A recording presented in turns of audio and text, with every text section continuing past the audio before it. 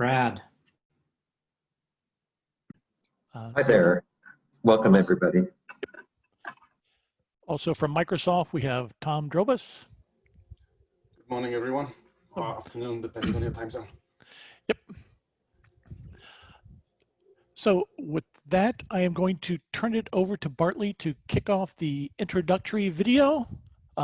Like I said, we're here. We are available to answer questions in the Zoom chat channel, also in the kind of the conference chat channel related to this effort. And there's actually a channel in WOVA for just general Rapids questions that we're also monitoring. Feel free to ask questions at any time. There's plenty of us here to be answering them for you. If you need us to stop and go over anything, also just, ask a question. We're here. With that, Bartley, take it away. Yeah, hey everyone, I'm going to start the video here. Zoom, we had it all set up, Zoom crashed, so I think I got it back to how it was before. But if you can't hear the audio, someone just ping me and let me know, but I'm going to go ahead and start it. Hey everyone, and welcome to our KDD 2020 virtual hands-on tutorial. I think that's about as many modifier words as I can put in front of the word tutorial. My name is Bartley, and today we'll be talking about accelerating and expanding your end-to-end data science workflows with deep learning and machine learning interoperability using Rapids. This is a joint presentation and collaboration between NVIDIA, Microsoft, and the New Jersey Institute of Technology.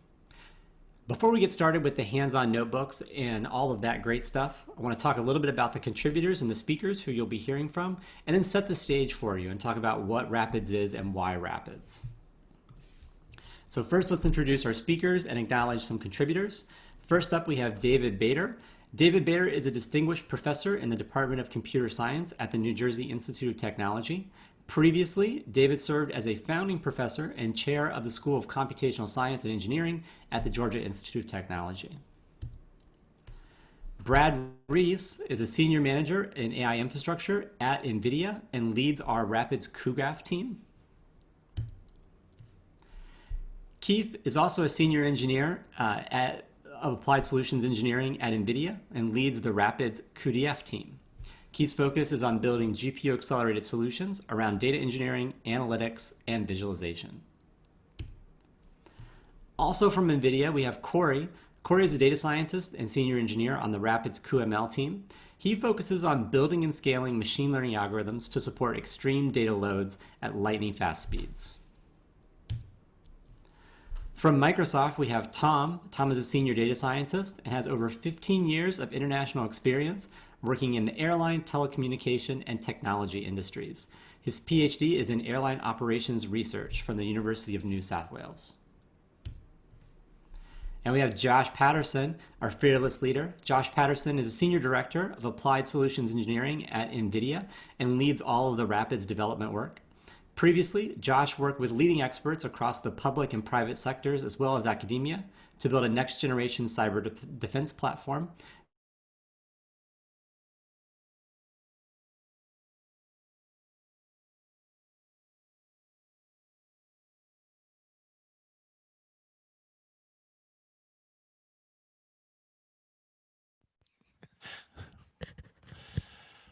Hey, did Zoom crash for everybody else or just me? Yep, the video went away again. Okay, hold on, coming back. AI infrastructure at NVIDIA. I lead a team that researches and applies GPU-accelerated ML and DL to help solve today's information security and cybersecurity challenges. Okay, so here's our agenda for today. We're going to walk through the rest of why Rapids and how Rapids connects to the larger ecosystem. And then we have a few different tutorial notebooks for you. We'll start off with the New York City taxi dataset, where we'll be leveraging cuDF, cuML, cuGraph, and cuCrossFilter. We'll then move to deep learning for tabular data, where we'll use NVTabular, cuDF, and TensorFlow. Before going to single-cell RNA sequencing analysis, where we'll focus on cuDF, cuML, and cuGraph. A really cool parking notebook in Seattle that Tom developed that uses Geospatial, cuDF, and cuGraph. And we'll finish up with CYBERT, which is cybersecurity log parsing using neural nets and a language-based model. This uses cuDF, PyTorch, and clicks. And then after the notebooks, we have a short wrap-up that shows any kinds of additional improvements, where we're going in the future, kind of pulling everything together. So let's talk about why Rapids and how does Rapids connect to the larger ecosystem. Before we talk about why Rapids, we need to talk about why GPUs, right? Why are we doing this on GPUs versus something like a CPU? Well, the answer is actually there's numerous different types of hardware advantages, right? You never have to run out of compute relative to memory bandwidth. There's thousands of cores, right? Over 8,000 CUDA cores with up to around 20 teraflops of general purpose floating point 32 compute performance, up to 1.55 terabytes of memory bandwidth, hardware interconnects for up to 600 gigabytes per second for GPU to GPU transfer bandwidth, and something like NVSwitch that allows for full all-to-all connections between GPUs within a server and even between servers. What this means, right, is that you get a massive benefit from workloads and jobs that can be highly parallelized on a GPU because you have so many more cores and so much more memory bandwidth. And so why Rapids, right? Well, really, no one was addressing the big issues, right?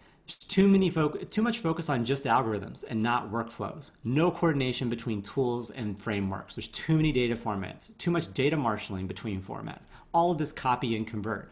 So we have so many great tools in the PyData ecosystem, but how do we tie all those together? How do we address things like ETL and feature engineering? And can we accelerate those on the GPU? Rapids version 0.1 was launched in October 2018, and we're on track to launch version 0.15 in August of this year, 2020. Let's talk a little bit about, though, that data movement and transformation, right? When you have all of these different formats and you have all of the serialization and deserialization that happens, you run into a real bottleneck in performance, where you're having to copy and convert things out of host memory to GPU. You're reading data from disk. You're moving all this data back and forth. And the idea is, what if we could do away with all of these copy and converts, right? In essence, you keep data on the GPU as long as possible. You move it onto the GPU quickly, you keep it there, and you run your entire end-to-end workflow without doing any of these copy and converts. We took cues from systems like Apache Arrow, right? Where all systems utilize the same memory format. There's no overhead for cross-system communication, and projects can share functionalities. Here's a little bit about the data processing evolution. If you look at the top, this is Hadoop processing, reading from disk. Got a little bit better with Spark in-memory processing, 25 to 100x improvement, less code, more language flexible. If we take that Spark in-memory processing and look at what a traditional, before 2 years ago, GPU processing pipeline would look like, that is another 5 to 10x improvement. More code, language rigid though, right? You had to learn a little bit of CUDA to do this, but we're moving a lot to the GPU. Now enter Rapids, and you can get 50 to 100x improvement over that traditional GPU processing. Use the same code, language flexible, right? We have Pythonic APIs that map very, very closely to the PyData ecosystem APIs that you're familiar with. And it's primarily on the GPU. And you'll notice that each kind of iteration of this processing evolution, we get rid of read and writes and copy and converts and serialization and deserializations. A lot of you, especially you data scientists that are watching, are probably familiar with this ecosystem, right? So you've got all the tools you need, from data preparation to model training all the way to visualization. So we have things like pandas, right, that lets you do the feature engineering and deal with data frames and do really great things there. Scikit-learn for machine learning packages, NetworkX for graph analytics. Deep learning frameworks like PyTorch, MXNet, and TensorFlow. And then visualization, right? There's a lot of them out there. Matplotlib is one of them, Datashader, Bokeh, there's a lot of them. So this looks very familiar, right, to a lot of you. I'm going to shift to the next slide, and you're going to see how it looks almost the same with Rapids and with GPU compute. This is the Rapids version of it. Again, end-to-end open source accelerated GPU data science. The whole workflow is still here, from data preparation through model training to visualization.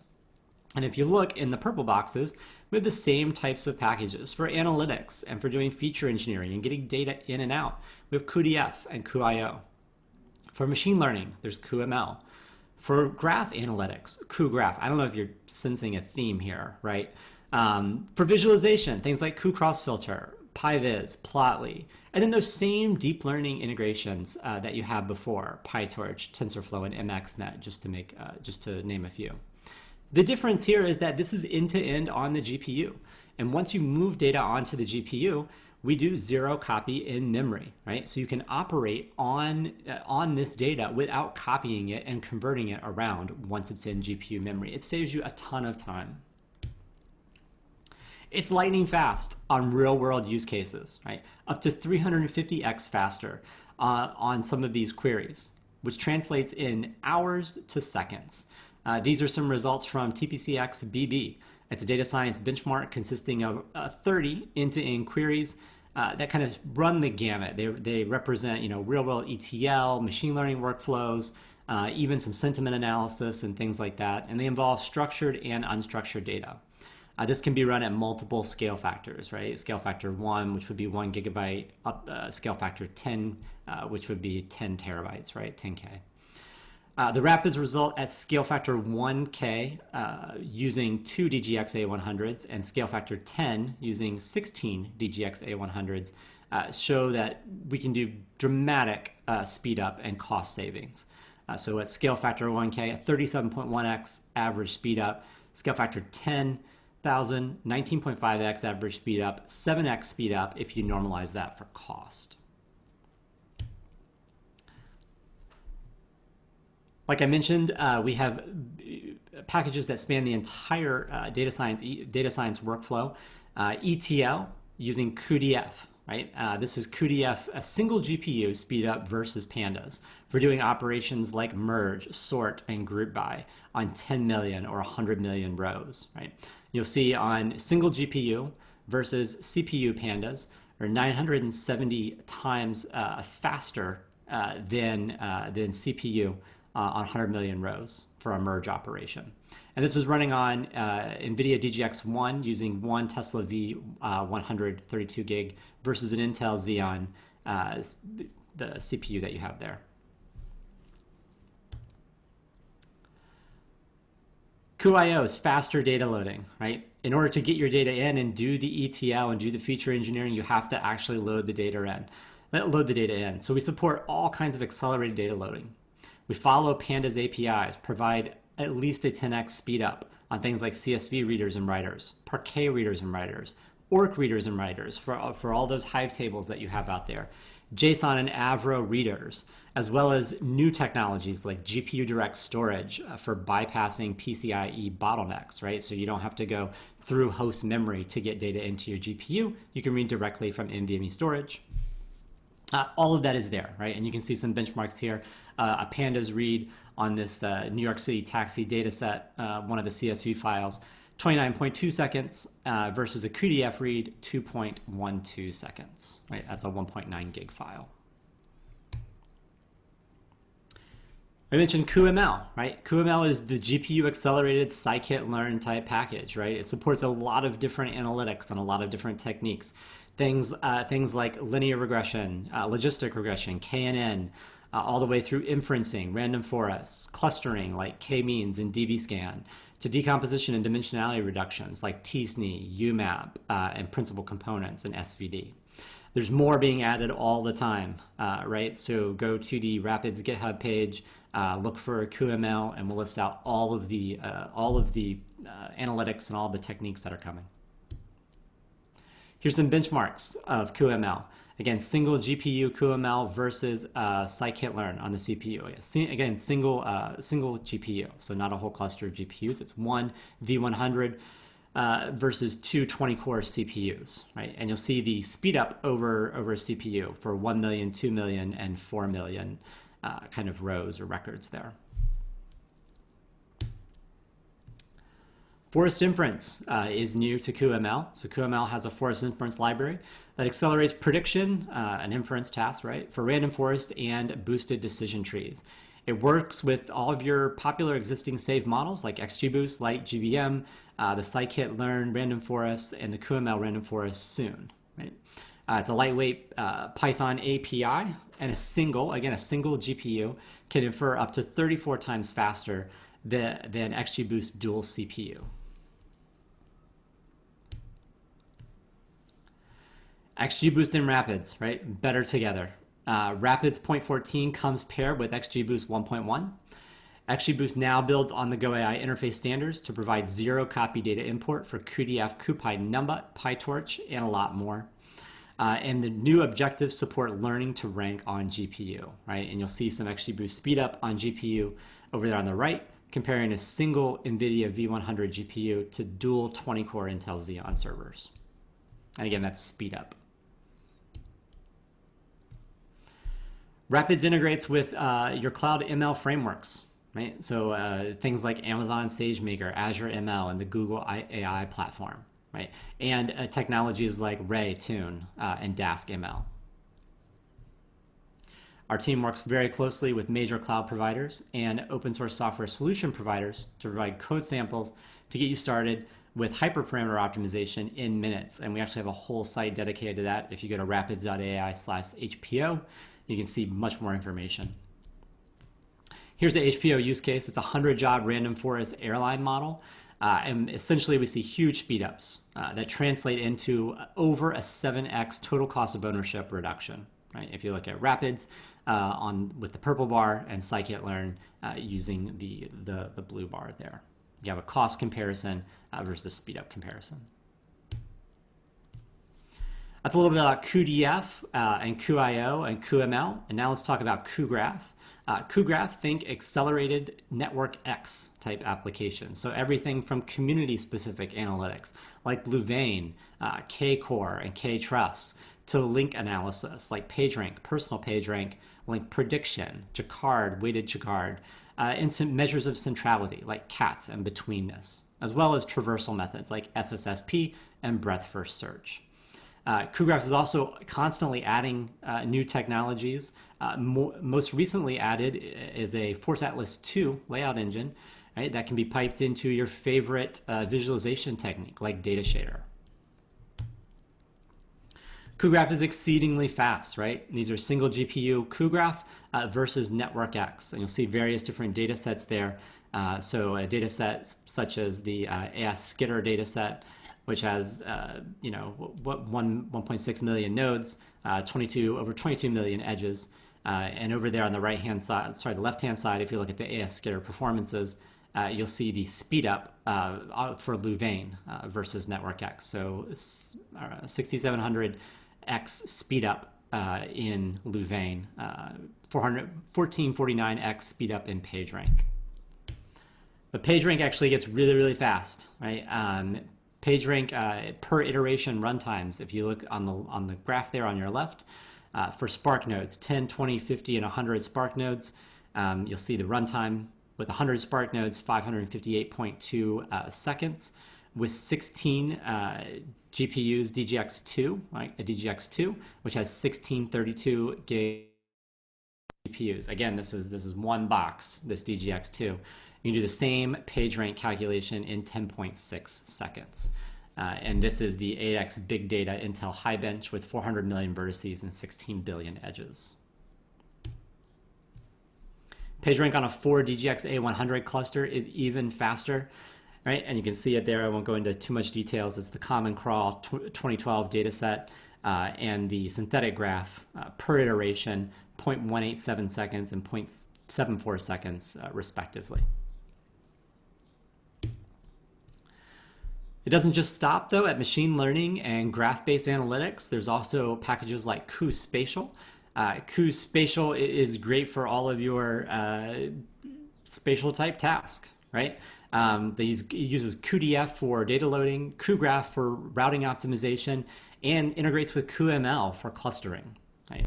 There's a large collection of algorithms, primitives, and utility functions for spatial analytics that you can use. And you can find all of that information say it with me, on the Rapids GitHub page. Cross filter, GPU accelerated cross filtering, right? This is streamlined for notebooks. It lets you visually explore your cuDF data frames through cross filtered dashboards, minimal lines of code, right? Not very complex, very fast, speeds typically 20x faster per chart than Pandas. It also integrates seamlessly with Rapids. You can learn more about it, again, at the GitHub page or at the cuCrossFilter docs page. And there's cuSignal, right? Again, GPU accelerated SciPy signal. Think about that package. It supports a lot of different functionality like convolutions, FFT convolve, waveform generations, windowing functions, and spectral analysis. This is also a part of Rapids, so you can learn about this, again, at the Rapids GitHub page if you're interested in signal processing and signal applications. Our next phase of Rapids is Rapids everywhere, right? Which is exactly what it sounds. Our goal is to make Rapids as usable and performant as possible wherever data science is done.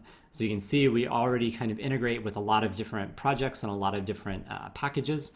So Rapids right here. All of our different Rapids packages are here in purple, but we integrate easily with Azure ML, Google Colab, Azure, AWS, SageMaker, and GCP on the cloud services side. Hyperparameter optimizations, right? Things like Blazing SQL for massively accelerated SQL queries.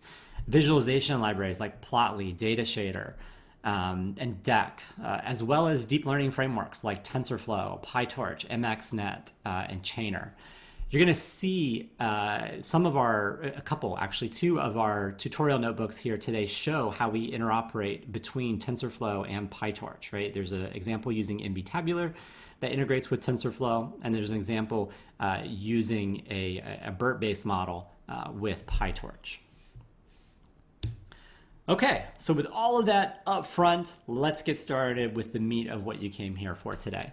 The first step that you're going to want to do is get your environment set up, turn your computer on. Hopefully it's already on. Maybe you're using the computer that you're viewing this on. And you'll need to clone our GitHub repo, right? This is actually part of the notebooks contrib repo in Rapids. So right there in the black box with the white text is the link that you want to use. Git clone that. Once you've cloned it, you're going to navigate to the conference notebooks / KDD 2020 folder. That's going to have all the content that we're going to be talking about here for these different presentations and these different walkthroughs. A little bit of note, just as a upfront, you're going to need an NVIDIA modern GPU or newer, modern GPU, which means Pascal or newer. This can be the device you're already on. You can spin up an instance on your favorite CSP, or you can even use Google Colab. Right? And there's a link to an example notebook to get you started on Google Colab. Now's probably a good time to pause the video, maybe get things set up on your side, and then when you're ready, we'll go ahead and start the next video, or you can start the next video when we launch through the different hands-on tutorials. Okay, everyone. Hey, this is Bartley. Just a quick note that the link has changed since we did this recording, and so that Git repo link won't work anymore. I posted the new one in the chat window for everyone, so it's just a little bit different. But Git clone works the same. I'm going to go ahead and start the notebooks. I also posted in the chat that if you're having trouble viewing the videos, if it's not coming through great for you, I know Zoom might be a little bit overloaded right now. All the videos are in our booth, and I pasted a link to the booth as well. So you could always just start them as we go along, and you can still interact with us in the chat, either here or on vFairs or on the Wova app. So bear with me while we go ahead and get the content video open. So are there any general questions at this point? I mean, we're all starting to get used to this virtual, presentation format where it's half videos, half live, half chat. But feel free to, continue asking questions in the chat channel.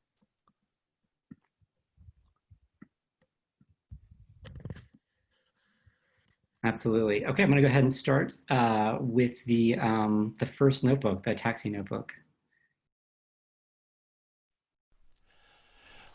This talk is going to be a fun dive into doing analysis using rapids, and we're going to be analyzing the New York City yellow taxi dataset.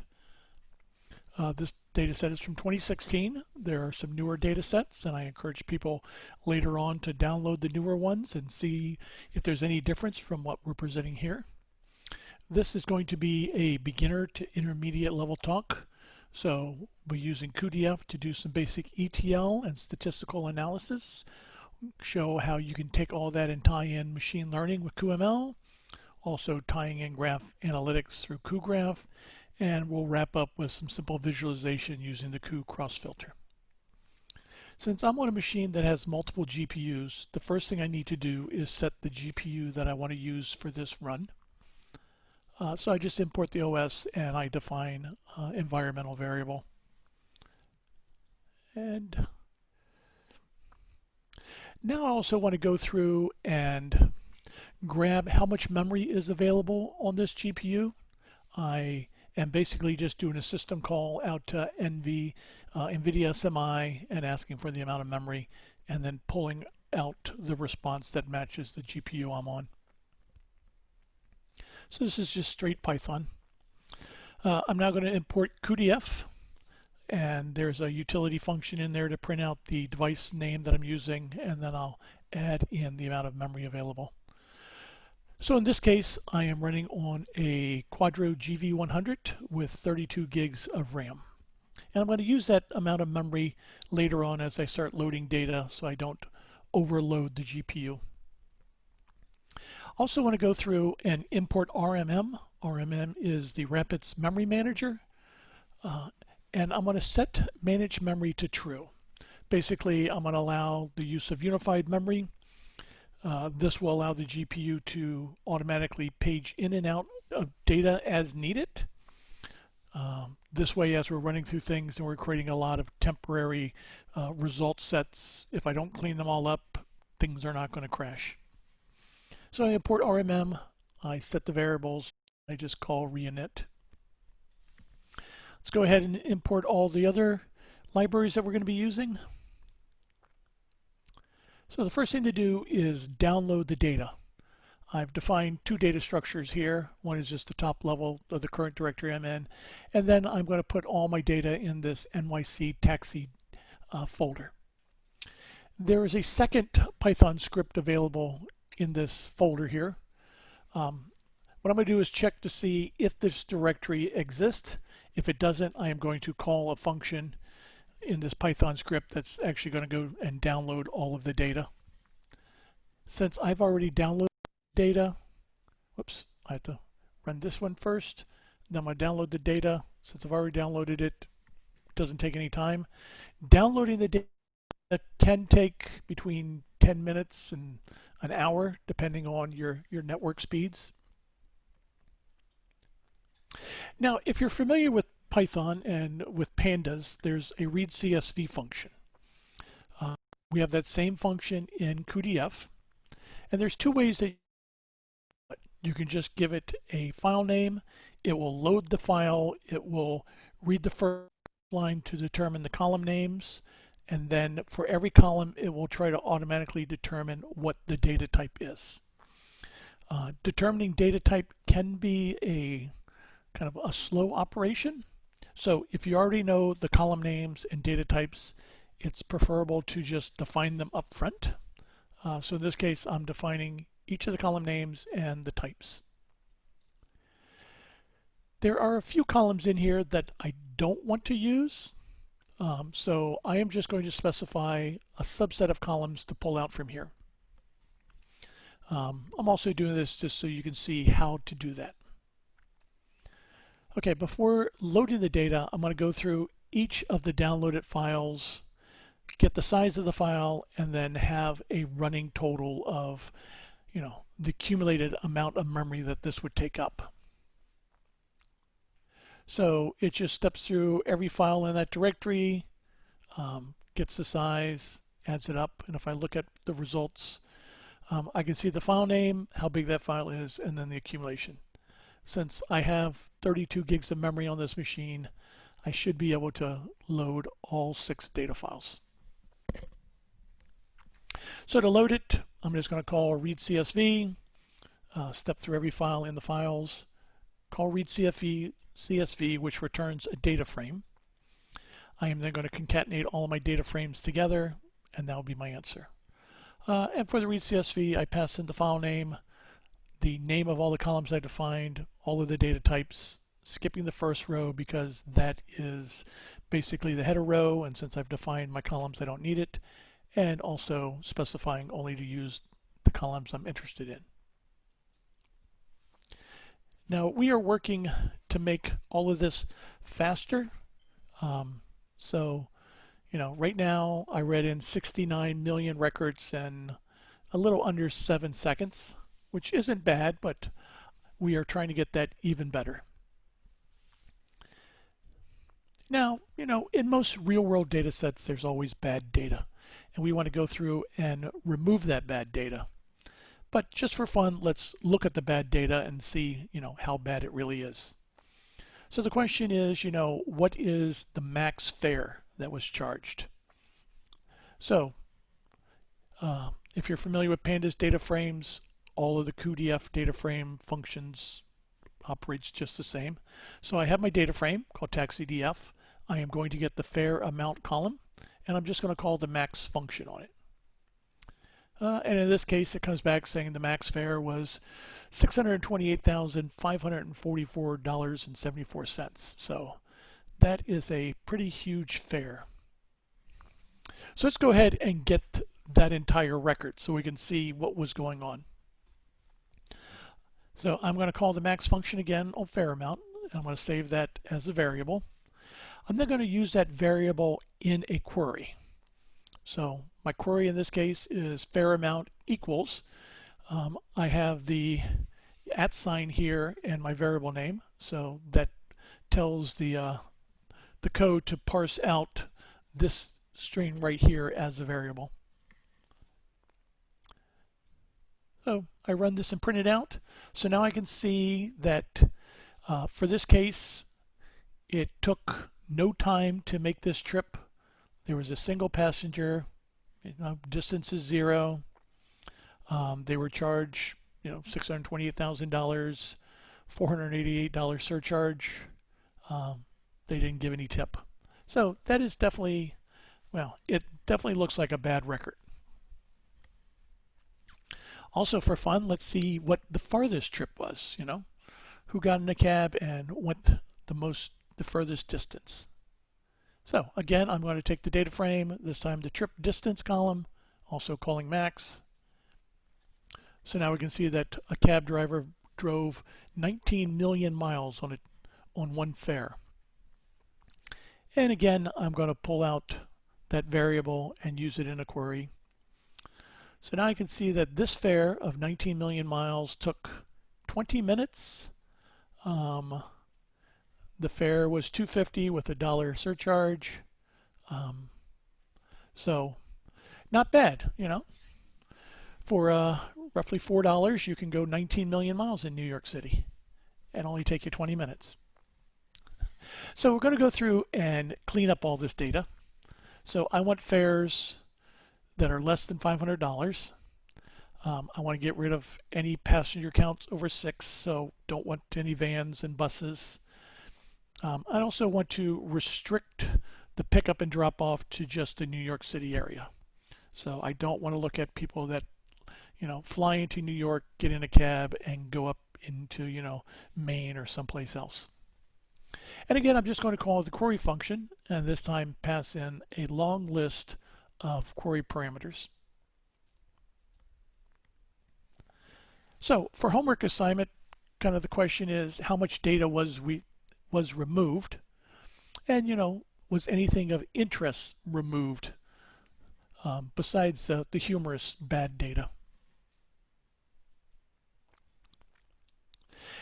Now right now the pickup date and time is a timestamp, and timestamps are hard to interpret. So I want to convert them to hours, minutes, seconds, you know, day, month, year type thing. So I am going to create a new column called hour, and I'm going to take the data frame column, pass it to the data frame function, and just pull out the hour. So it's that fast to create, well, there's 69 million records, so each one of these created a new column in there, so 69 million entries in these new columns. I no longer need date time, so I can drop those columns. And also, just for fun, I'd like to compute the day of the week. So rather than just counting 1, 2, day of the month, I want to know, Sunday, Monday, Tuesday. So this is just a simple Python function. I call apply rows. So basic for every row, it's going to take the day, month, year columns that I just defined, pass it into this function, and save the output in this day of weeks column. So let's call the head function and just look at the top five records just to show what we've done. So we've added all these new columns down here, and you can see that the date timestamps are no longer there. If you look back up here, we had these two columns, pick up date time, drop off date time, so those are gone. Some homework questions now for you to explore some statistical stuff, but let's also dive into it. So the question is, let's look at the fares by hour and try to see what hour has the most fares. So I'm going to do a group by hour. I'm going to pull out the fare amount, and I'm going to print the mean in there. And then I'm going to send that all to Matplotlib. So now this shows me that, right around the 5 a.m. time frame is where fare amounts are the largest. Then they drop down from there, peaking back up towards the evening and then dropping down, closer to, well, after dinner time, and then picking back up late at night.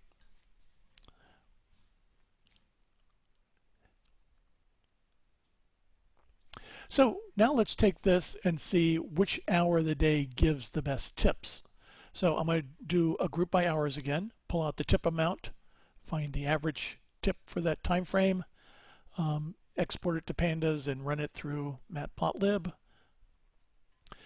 So I can see that actually, you also get the best tips early in the morning, and then peaking up to late at night. And finally, let's look to see which hour of the day is the busiest. So I'm just going to do a count of the number of fares during each hour and print that. So now I can see that even though at 5 in the morning the fare amount is highest and the tip amount is the highest, the number of fares is the lowest. And if you look up here, this is actually 1e to the 6, so this is not 1. But then the number of fares goes up during the day. So as fares go up, the fare the number of trips goes up, the fare amount comes down, and also the size of the tips goes down. So as a cab driver, you may want to know which day of the week should I be working, which is the busiest. So now I'm just going to group by day of the week and count the number of trips in each day. So I can see that 0 is Sunday. Monday and Tuesday is not that busy, but then it shoots back up towards Friday and then slowly starts dropping again. And if we look at tips over the day, you can see that people are cheap on Sundays, and then it just goes up from there.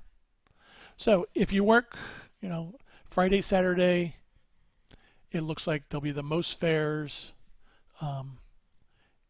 and the best tips. So, there's lots of other kind of statistical analysis we can do, plotting in different things, grouping by more than one columns, and I'm going to leave that to people to do on their own at home. So let's dive into some machine learning. And in this case, I'm going to use XGBoost, so extreme gradient boosting. Basically, I'm going to train a model to predict the fare of mount. So I import XGBoost. And now, out of my data set, I am going to take the first 24 days and use that as the training set. And I'm really looking at the fare amount. That's what I'm going to train on. So I pull out all the columns that are day 1 through 24, and then I train on that. Well, I build my training data set on that. I then specify my XGBoost parameters, and I call XGBoost train. This will take, a few seconds to train on all this data. And any moment. Okay, so roughly 14 seconds to do training. So now I'm going to pull out all of my test data. So this is the data I'm going to use to predict, how well my model works. So for day 25 and beyond, I pull out all those records.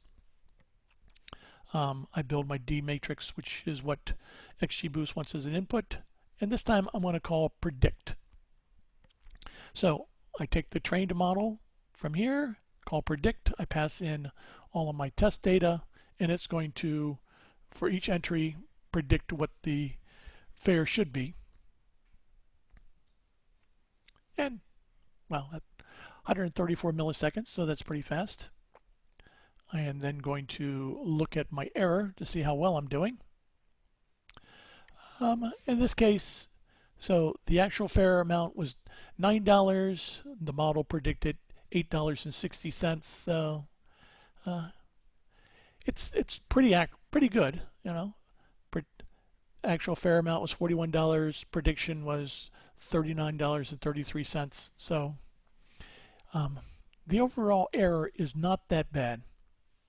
Could be better. And then if I just look at the root mean squared error over everything, so a little over 1%, so not bad. I wanted,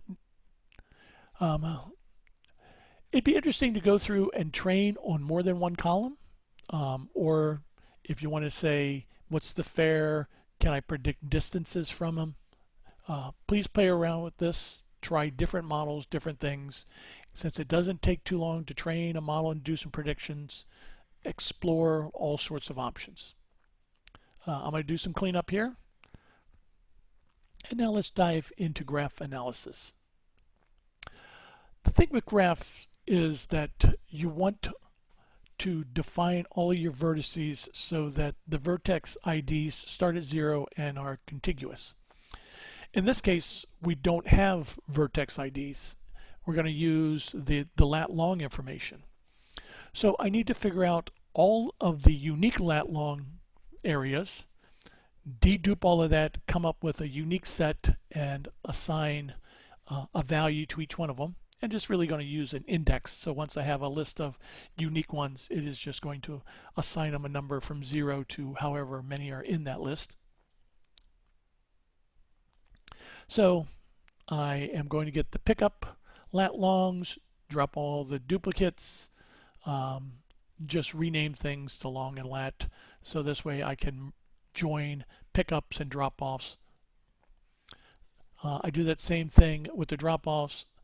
Then I'm going to join those two sets together, dedupe, and reset on index, and you can see that I now have, here's a lat long information, and here's an ID associated with it.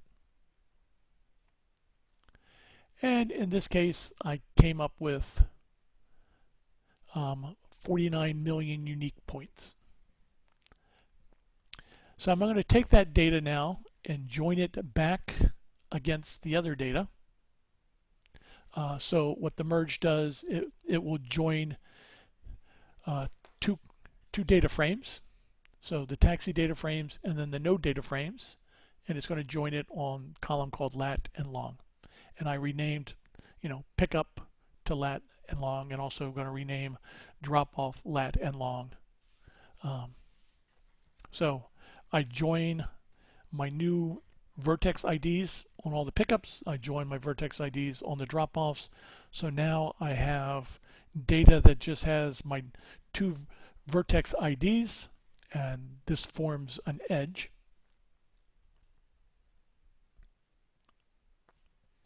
And in this case, I've come up with roughly, what is that, 65 million edges. So now that I have that data, I can create a graph. I'm going to pass in my edge data frame. Source is pickup ID, destination is drop-off ID, which is these 2 IDs here. Goes through, it creates a graph, and now I can start doing graph analysis. So let's look at the degree distribution. Not quite power law. So there are a lot of vertices that only have a single degree, either in or out, and it tails off really small and I can't see it. So if we zoom in by just looking at degrees, well, degrees that are greater than 100, you can see it zooms in even more, and do get a nice kind of tail here. And I can say, what is the max degree? So there is one vertex out there with 116 edges connected to it. So now that I have a graph, can run PageRank against it.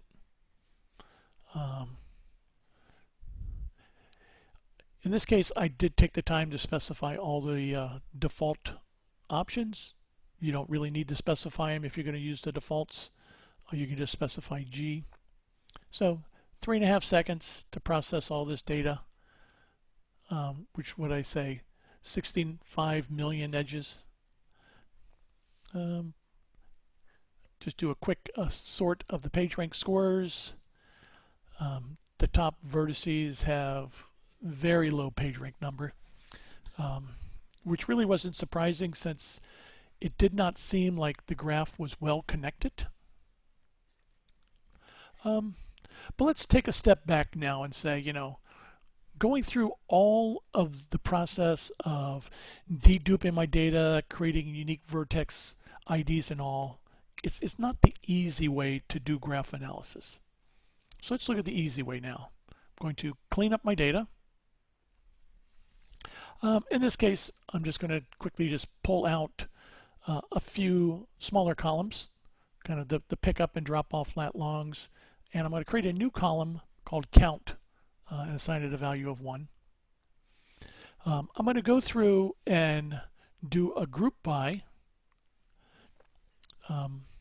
So group by the pickup locations, drop off locations, and then aggregate all of those. So I'm going to get a count of the number. So rather than have multiple edges between the same vertex pairs, it's just going to tell me the number of edges that were between them. And as a homework thing, how many edges did I really remove by doing this? So the easy way now to create a graph is you make a call to cugraph, say graph, and then I am going to pass in my data frame. I'm going to specify the source now to be multiple columns.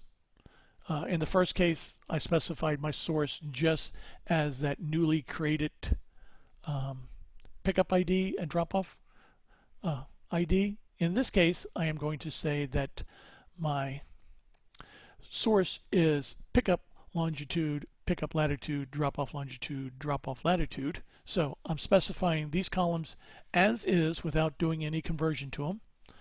Edge attribute is count. And I'm going to set renumbering equals to true. And what that means is that under the covers, cugraph will do a lot of the stuff that you did up above for you. So it will handle deduping, creating unique values for everything. So it will renumber all the stuff. More importantly, it will unrenumber on the way out. So all of your answers won't be based on a vertex ID. It will be based on lat long information. So now I can call PageRank again. And you'll see that now when I sort and print the answers, the scores are the same, but I have these two columns here that are the lat and long. I can call Jacquard similarity. And again, it will print things off in lat long information. So let's go through now and run Louvain clustering against the data set. So, how many clusters do I have in there? Louvain is a modularity-based approach. I am going to use all the default parameters here. So I just pass in my graph. And it's going to return a data frame, which basically is the vertex ID and the cluster ID, or partition. And every vertex that has the same partition number is in the same cluster, and is also going to return the modularity score. So my graph contains 49 million clusters with a high modularity. That is not surprising because I know that there are a lot of disjointed communities out there. So lots of two-node groups that are not connected to anything else. But let's dive into some of these clusters. So I'm going to create a new data frame. I'm going to take the partition column out of the clusters and put it in there, and I am going to create a new column of just a partition count. Now I'm going to group by this partition, do a count, and now I can see that in partition 0 there's 2 vertices. So in this case I can see that there are 30 million clusters that only have 2 vertices in them. And for fun, I'm also going to say how many clusters have more than 100 vertices in there. And there's actually over 4,000 clusters. And those clusters are worth exploring more.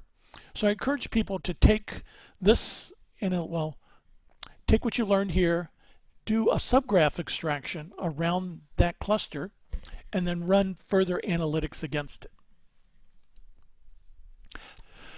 So now let's dive into displaying what we've created here. So we're going to use Kraus filter. So I'm going to import that. I'm also going to import some projections and transforms. So for my taxi data, I'm also just going to pull out a subset, which is just the drop off and pick up information and day a week and fare. I'm now going to apply a transform so that I am only looking at information around New York City.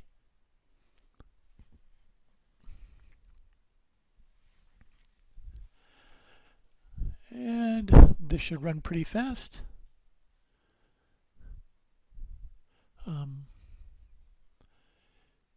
It's applying this filter just over Manhattan.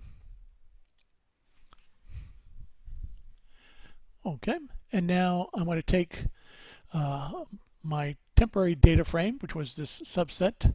I am going to tell Kraus filter that this is the data frame I am using.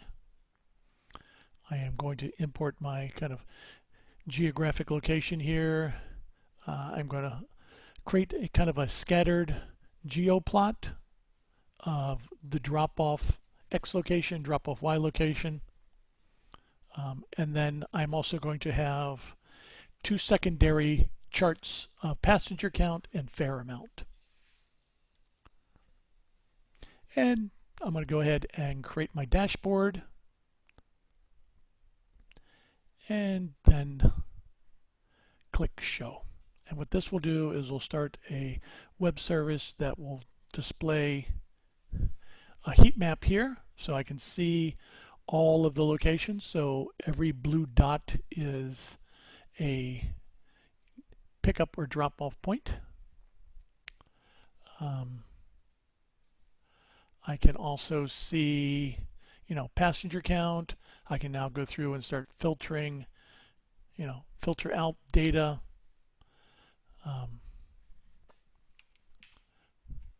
I can filter on fare amounts. So there's a lot of things I can play around with, zoom in to try to figure out where the hotspots are,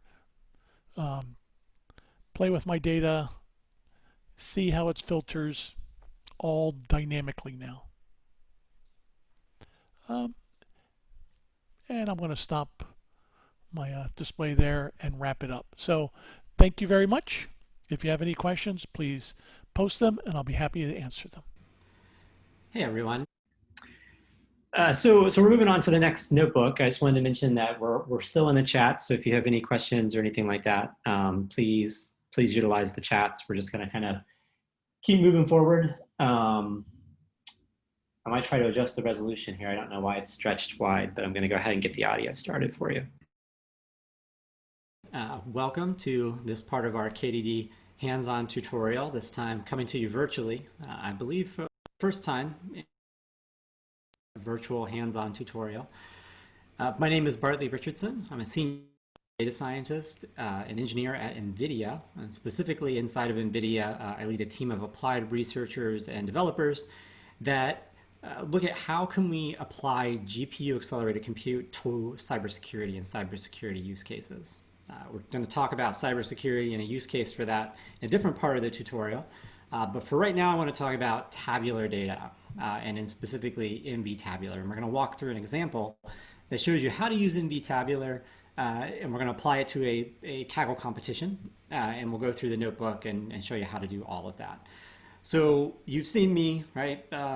This is my home office. This is kind of where I'm based at right now. I'm going to go ahead and move myself down to the corner, but I'll be here in case you need anything, right?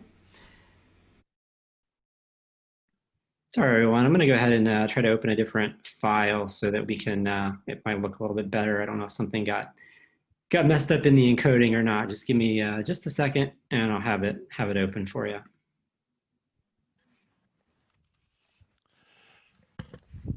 So this is kind of a new experience for us because usually we do hands-on tutorials. It's nice to be able to see people, interact with them, walk around, help them as they're working through these problems. Since I really can't see everyone now, the more you ask or, more questions you ask in chat, the better, feedback I get to how you think the presentation is going, what's missing, what additional questions we should be answering. Thanks, Brad. I think we're ready. I'm going to go ahead and start from where we left off. Move myself down to the corner, but I'll be here in case you need anything, right? So we're going to look at the Rossmann store sales prediction example, right? And this comes from a Kaggle competition. And I should mention, again, just to reiterate, all of this is available on the GitHub link for the hands-on tutorial. So you can go through this, you can run it at your leisure, you can go back if you have a GPU at home, you can use it there, you can use it in the cloud, and we can take all the questions about that as well. So it's here for you to use however you want to use. So we're going to complete this Kaggle competition, or at least part of it, and we're going to use NVTabular to do that, right? Before we kind of get started there, I wanted to mention briefly what is the Kaggle competition, right? It looks like, here it is. It's the Rossmann store sales prediction from about 5 years ago. I've replicated some of what it is here in the notebook, right? So I'll just kind of go over it. Rossmann store operates over 3,000 drugstores across many different European countries. The store managers are tasked with predicting their daily sales up to 6 weeks in advance. And these store sales are influenced by many factors, right? There can be local promotions, competition, school and state holidays. Obviously, that might differ between countries, seasonality, and locality.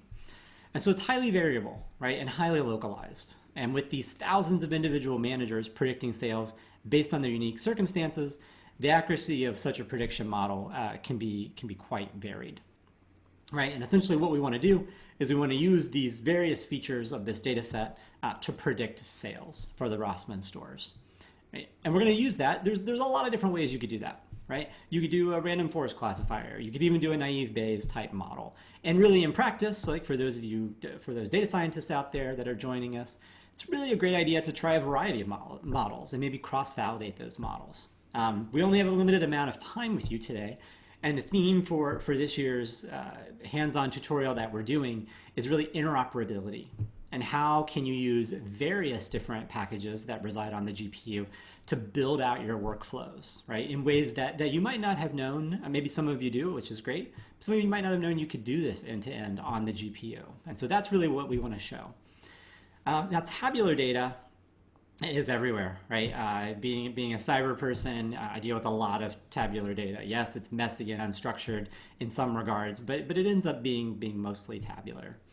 And like I said, there's a lot of models you can use to do that. One way to do it is to actually use a deep learning model, right? We have some really nice labeled data with the Rossmann store sales and the data set, and I'll show you a little bit about what the data looks like here in a bit. And so it's a good candidate for a deep learning technique, or at least something that we might want to try, right? Now we're going to accomplish this. You can definitely write this yourself, end to end from the ground up, especially for all you data scientists out there that love to write CUDA code. I get asked about this a lot, like what does Rapids kind of bring to the party? And Rapids, again, is the open source data science platform. It brings to the party, amongst other things, it brings the ability to have this accelerated compute and access to these accelerated CUDA kernels to the data scientists, right? Be able to use it in a Pythonic environment. And one thing that we're going to be talking about that's not really part of Rapids, but is related to it, is NVTabular. NVTabular, and again, this is open source. You can go on the NVIDIA GitHub and look for it. And I should mention, let me flip back. All of these are linked out of this notebook, right? So you can go and look through all of this in this notebook. It's got all the links for you. So you don't have to write any of these down. But here it is, NVTabular. What is it? It's a feature engineering and pre-processing library. That's essentially it. Feature engineering, pre-processing for tabular data allows you to kind of get your data into a DL-based pipeline really, really fast. It provides this nice high-level abstraction, which we'll see in a little bit to go through. And it utilizes under the hood cuDF, right? And cuDF, if you're unfamiliar with it at this point, is the CUDA data frame kind of repository in Rapids, right? So cuDF is kind of think about it as it's the pandas like API, right? I know you've heard that before. So that's what NVTabular is. Right? And so I think without any further kind of explanation, we can go into more detail as we go through. Let's kind of walk through this notebook together. I'll show you kind of what it's like to use NVTabular and just kind of how easy it actually is. I should preface this by saying that some of you, the audience, I believe, is quite varied, right? So some of you might have experience using deep learning packages such as TensorFlow and Keras and PyTorch, and some of you might not, and that's totally okay, right? We're providing this at kind of a beginner to beginner intermediate type level, with hopes that it will kind of inspire you and you can use the techniques and kind of think about how you can optimize your workflows, and if you have some that might fit with this, right? So I realize that not everybody is going to be exactly on the same page as we go through, but we're happy to answer any questions kind of as you're going, especially if you have questions or problems as you're going through, right?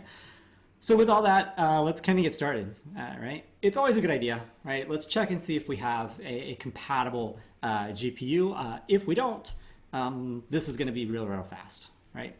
And so we do. This particular system that I'm on has two Quadro RTX 8000s. Looks like plenty of GPU memory ready to go, kind of open, ready for processing, right? Now we'll have our necessary imports, right? And we're going to be using quite a few for this. We're going to be using NVTabular to do our pre-processing and data loading. We're going to use TensorFlow. We'll import that later. And then we're going to be using cuDF to do a little bit of the data exploration. And then some other kind of helpful helper packages as well. So we'll get that out of the way. Okay. Now, I should mention that for ease of this tutorial, because I know we have a lot going on in the hands-on tutorial, and it's great because our whole goal this year is to show you a lot of different vignettes about how you're able to use interoperability of Rapids and cuDF and all these GPU packages, right? But to kind of get us to that point so we don't spend all day on one example, we've gone ahead and lightly pre-processed the input data for you and generated these nice clean CSV files. All you data scientists out there know this is exactly what happens in the real world every time. You're given perfect data. It's very clean, no problems with it. I'm joking, obviously. But for the purposes of this tutorial, I think it gets us where we want to go, right? So we're going to go ahead and set that up and load that in, right? We've got a data directory that we're going to define as the data directory, and we're going to look at what files are there, right? And you'll see we've got some testing, training, and validation CSV files, right? And certainly when we're making this model, it looks like we might want to use training and some validation sets to at least see if our model is correct, right? So we're going to go ahead and set those up. We're going to set the path to the training data and the validation data, right? And that's just basic setup under the hood, so we don't have to keep referencing the absolute path every time we go through here. Now, even though we've pre-processed the data, I think it's probably useful to look at the data a little bit, right? At least let's see what we're dealing with. So we can actually do this data exploration in cuDF. We're going to go ahead and load that into the GPU using a read CSV. And then we'll just grab the head of that data just to kind of see what it looks like, right? And I'm going to kind of move this up here. And you'll see we've got, there's more columns than kind of what you can see here, right? There's 75 different columns. We're not going to be able to see all of those. We'll look at some of them here in a little bit. But we've got store, obviously this is store number. We've got the day of the week, the actual date, sales, it looks like the customers, something that says open or not. I'm guessing this was the store open or not. Promos, you know, state holiday, all these kinds of stuff, school holidays, you know, after state holiday. There's a lot of kind of features here, a lot of columns. It's fairly wide.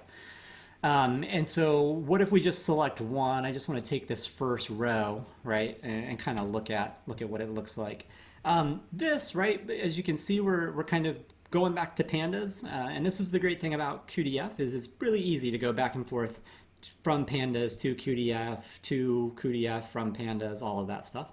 So if you do, you know, in the event that you find a pandas feature that is not yet implemented in cuDF that you want to use, it's really easy to give a to pandas call, especially if it's tiny data, right? One row like this isn't going to be too bad. Go to pandas and then grab the values out, right? So this would be one row of that particular data. It was like a lot of numeric data, probably some categorical data, some dates, right? All that types of things. We can also look at what the data types of the data are, right? And we'll do a little work here to group them by the data types that they are, and then look at the various groups, right? So we can have a little bit better kind of idea. So we've got a Boolean, which is indicating the state holiday, an int8, state DE, ID.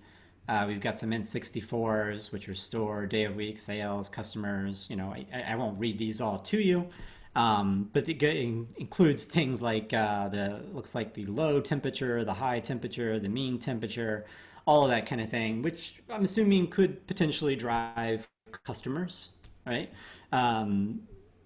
Sea level pressure, lots of things that may or may not be correlated with sales, right? We'll have to see. Some floats, right? All this type of information. Again, I won't go through all of it. And then some kind of objects here as well, right? And so we can kind of go through this.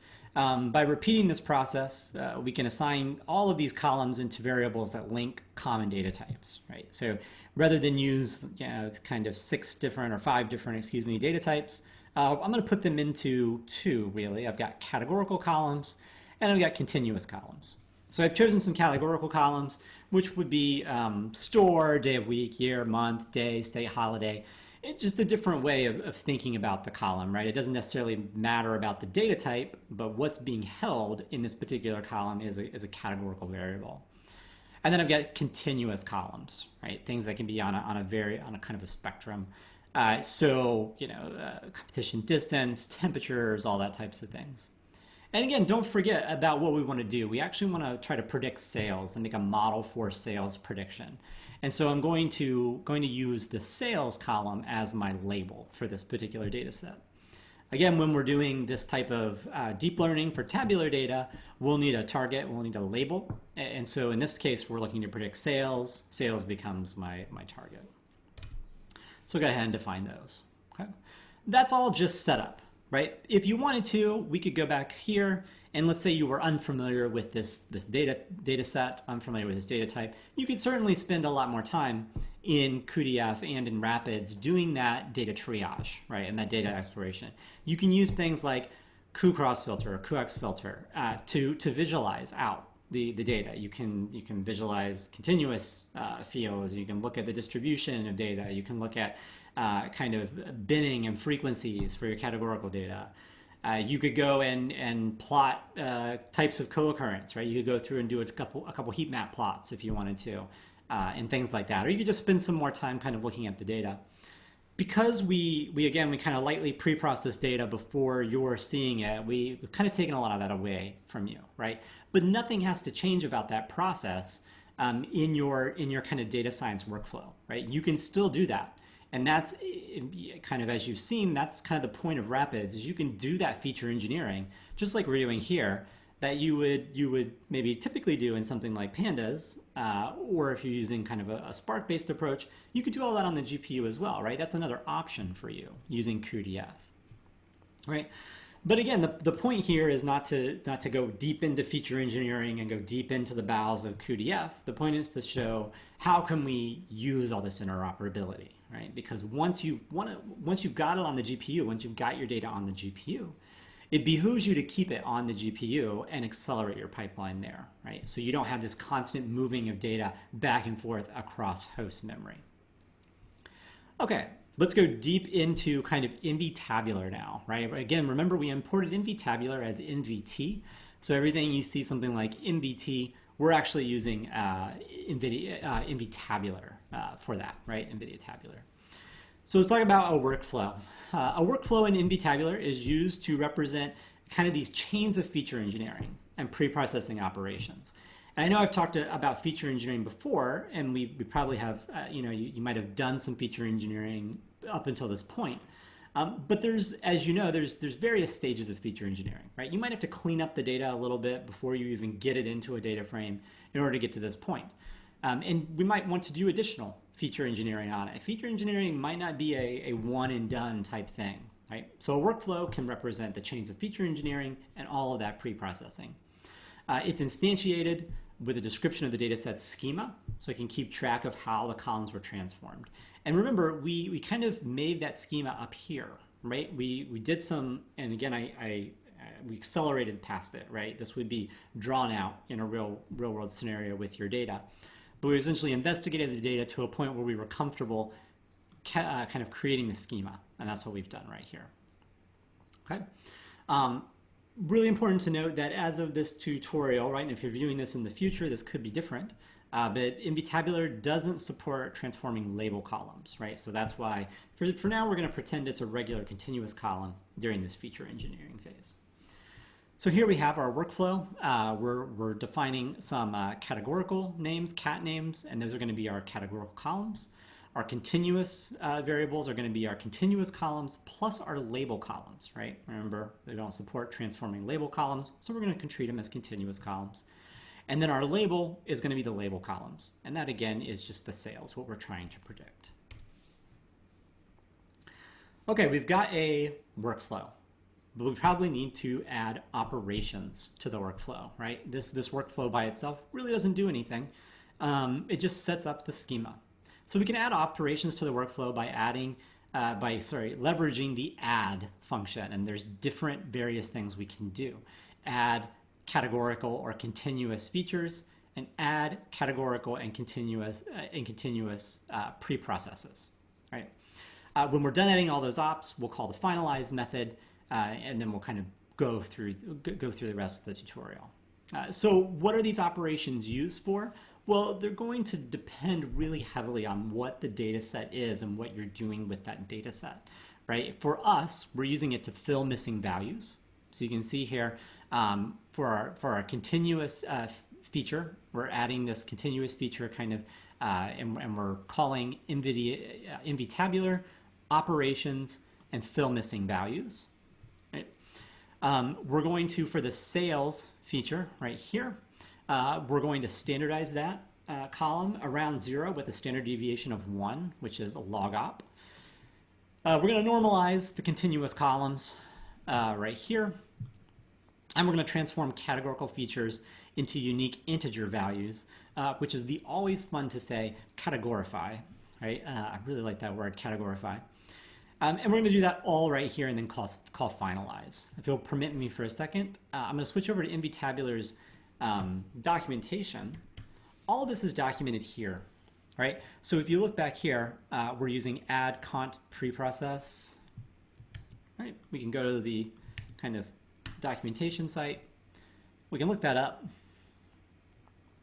And here it is, right? It tells you kind of what it's doing, what you do. There's examples here and all this stuff, all about the data loaders on how to use that, right? So if you go, it's linked right here. You can go to the API site and look at all of this kind of documentation if you want. Don't forget to call finalize though. Okay, moving on. So the ops, or the operations in the workflow, will generally require some type of measurement of statistical properties in the data, right? For example, the normalize op requires measurements of the data set mean and standard deviation. The categorify op requires us to kind of go through and account for all the categories a particular feature can have or can take. But we frequently need to measure these properties across data sets which may be too large to fit in GPU memory, or actually CPU memory for that as well. Now, full disclosure, that's not necessarily the case with this example that you're seeing right now, just because we've made it kind of easy and approachable for you without overwhelming the GPUs that we have access to for the tutorial. But you should know that NVTabular scales. Right? Not only does it work with small data like this, but it works with these large out of GPU memory, like data sets that are too big to fit in GPU memory as well. And it solves this by providing the dataset object. The dataset object is, when it boils down to it, just a type of iterator. And it iterates over these kind of manageable chunks, meaning that these chunks can fit into GPU memory. And these can be Parquet or CSV files that then we can use to compute these statistics on in an online fashion, right? And later, we can also, by the way, use this kind of iterator notion to train these neural nets in batches. The size of those chunks, you kind of have to specify, and they're determined by the keyword argument GPU memory fraction, right? Or GPU memory FRAC. And that'll load chunks into GPU memory whose memory footprint is equal to that fraction of available GPU memory. All of that to say is larger chunks will lead to shorter runtimes, but will constrain your memory and probably lead to disk caching as well, thereby lowering efficiency. You're going to have to play with this value, essentially. It's kind of like a Goldilocks type situation, too small, too large, just right, right? For us, I'm going to keep it at 0.2, right, which is probably on the smaller side, but in the interest of the tutorial, I don't want to crash anybody's GPUs, and so we want to make sure that you at least get to see the entire tutorial. So I'm going to keep it on the conservative side, but definitely when you're running this in your own environment, please play with that and time it, right, see what happens. So we're going to define that using GPU memory fraction keyword argument, and then we're going to define these two iterators. One iterator for the training data set, one iterator for the validation data set, right? And they're very similar. We're just giving them different paths, right? So we're calling the iterator on the NVTabular data set for the training path using this fraction of GPU memory with these columns. Same thing for the validation. It's pretty straightforward. Now that we have our data sets, right? So let's back up and let's pause just for a second. What have we done thus far? We've done some feature engineering and we've come up with the schema for our data. This is probably going to be pretty straightforward for you in a tabular data environment. We've defined a workflow, right? And the workflow represents these chains of feature engineering and pre-processing. We've added operations to that workflow, right? We've added things for continuous variables. We've added things for categorical pre-processes, such as categorify. I just find ways to say it, reasons to say it. And now we've taken this idea and we've applied it to iterators, which iterate over our data sets, right? And then we've defined these two data sets right here. And now that we have those two data sets, we'll apply our workflow to them and save the result out, right? For fast reading at training time. We're also going to measure and record some statistics on our training set using the record stats equals true keyword argument, and that's right here, right? So that we can, so that our workflow can use them at apply time, right? It's pretty easy. We're just going to run these two cells, and here we go. And it's important to know that, like, up until this point, we haven't really applied our workflow, right? That's in the apply phase is really where we do that. Okay. The workflow is going to leverage the DS to tensors, or data set to tensors method, which will map a data set to its corresponding tensor. In order to make this run correctly, we're going to call this create final columns method to let the workflow know to build the output dataset schema. So we're just going to call this, again, just to let it kind of build that schema correctly. Okay, we're finally ready to train, right? We've got our data sets, we've got the schemas made correctly, and now we're ready to train. It's at this point where you could kind of make a choice, right? You can do TensorFlow, you can do PyTorch, you can really do anything that is using DLPack, right? Which is fantastic because any package that implements this DLPack will be able to pass data loaded by cuDF's accelerated Parquet readers and all of the goodness that Rapids and cuDF affords us directly into TensorFlow, and vice versa, actually, if we wanted to bring it back, with zero copy, right? So that's zero copy in memory using DLPack. So we're going to start by setting up this network, by setting some of these hyperparameters for the model. Now I should mention, right, you all have that there in front of you, especially for you data scientists or MLDL engineers out there. You know, these are just some hyperparameters that we decided as some beginning hyperparameters. Not making any claims on if these are the correct hyperparameters for this workflow or not. This would be something great to kind of play around with, and you would have to kind of figure that out in your modeling process, right? So we've got the hyperparameters, and then we've got our training and our validation paths as kind of Parquet data, right? So here we go. Data loaders. So the first thing we need to do is set up the objects for getting data into our models, right? And like I mentioned, we're going to use TensorFlow. You could use PyTorch if you want. And in fact, if you go to the NVTabular GitHub link, the full version of this notebook has a PyTorch example as well, right? So you can see it running on the TensorFlow example that we're showing, as well as a PyTorch example. Let me just pick TensorFlow for today. So we're going to use specifically the Keras sequence dataset, which would wrap a light iterator around our dataset object, right, in NVTabular, to handle things like shuffling and chunking and application of any workflows. For column names, we can either use a list of string names or a list of TensorFlow feature columns that are going to be fed to the network. So the first thing we're going to do is obviously import TensorFlow. We'll look kind of at this cell.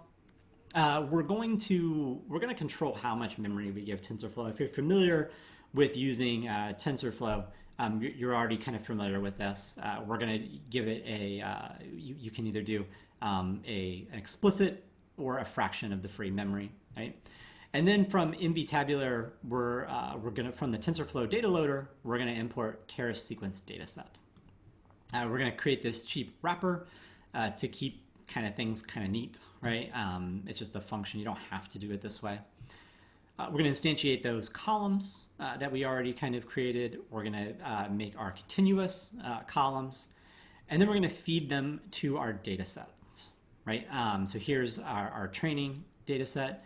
Here's our validation data set. And again, it's this Keras sequence data set that we're using to wrap around this.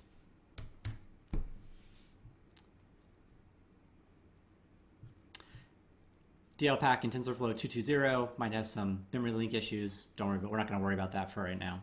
Can't solve all the problems today. Okay, next we need to define the inputs. We essentially need to define a model, right? For the purposes of this tutorial, we're going to stick with just a simple kind of multi-layer perceptron model. Using Keras, we can define those layers and their parameters explicitly. For the sake of consistency, this model here that you're seeing is recreating as close as we could the FastAI model that is linked right here, right? So here, if you click here, this is the FastAI simple tabular model. And so what this is doing is kind of mimicking this FastAI tabular model. Again, without making any kind of claims about whether this is the right model to use. We're just trying out this model. Going deep into the DL pipeline at this point is a little bit outside the scope. We're certainly happy to answer questions about it, but in the interest of time, we're going to just kind of pass through some of this as saying we're essentially creating these dense layers. We're setting up the model here, and we're building the multi-layer perceptron right here to finally end up with a TensorFlow model, right? Where inputs are mapped to inputs and my outputs are mapped to the output layers.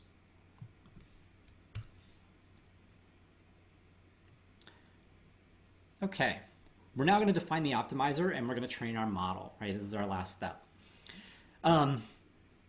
Really, this is fairly straightforward, right? You can use a lot of evaluation criteria, right?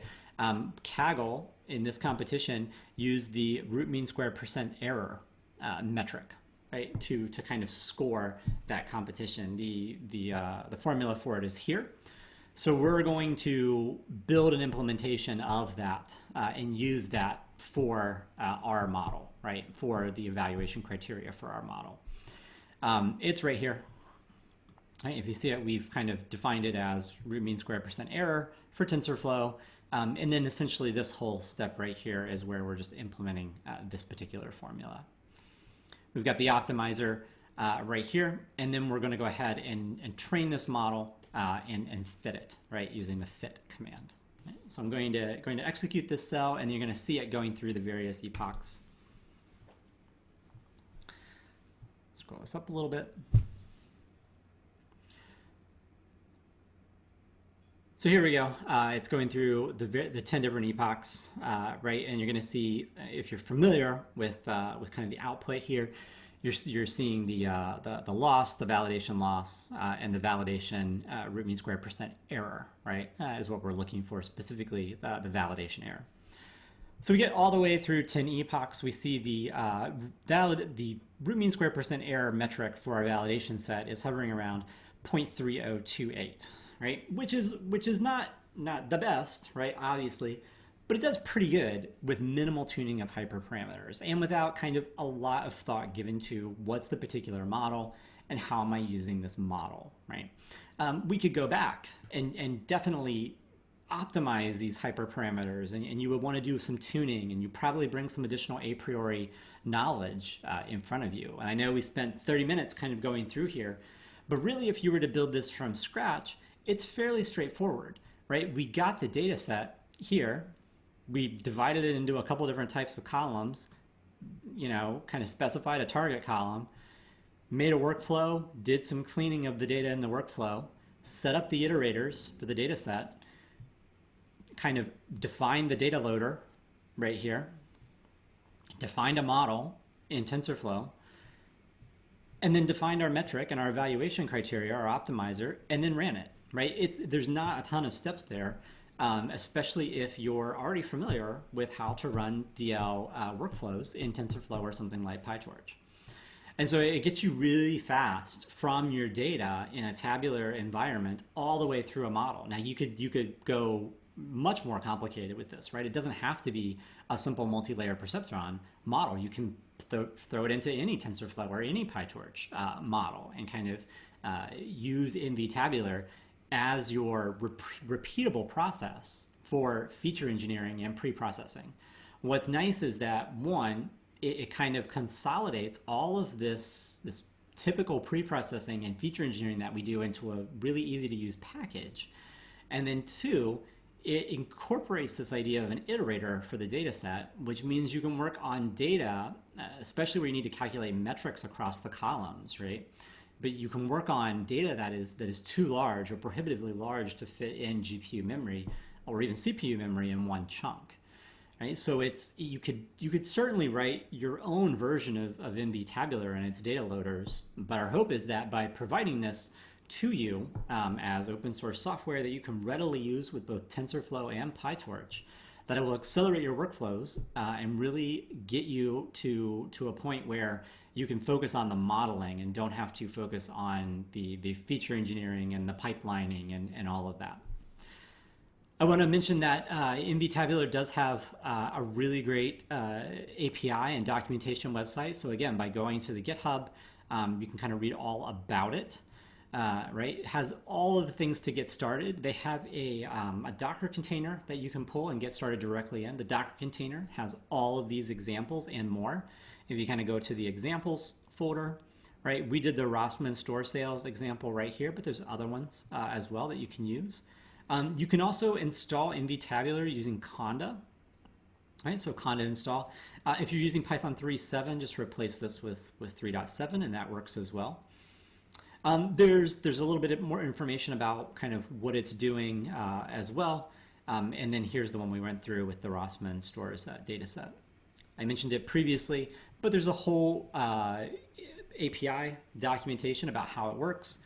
There's all kinds of examples, right? With the Rossmann example as well as the Criteo example, as well as the data loaders. If I click on data loaders, right? It's basically walking you through the example we just used. And then also I mentioned it, but there's also a PyTorch version of it as well. So if PyTorch is more your jam, that's there as well.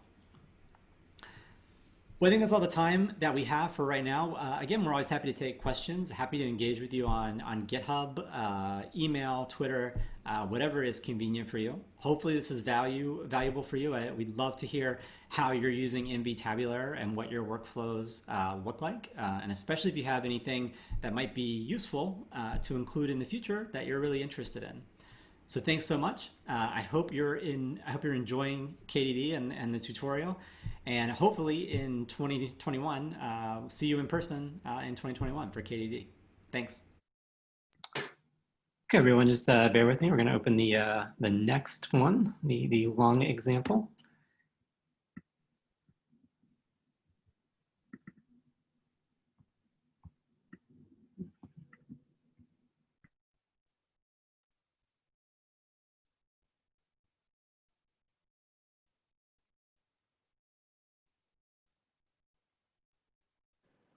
My name is Corey.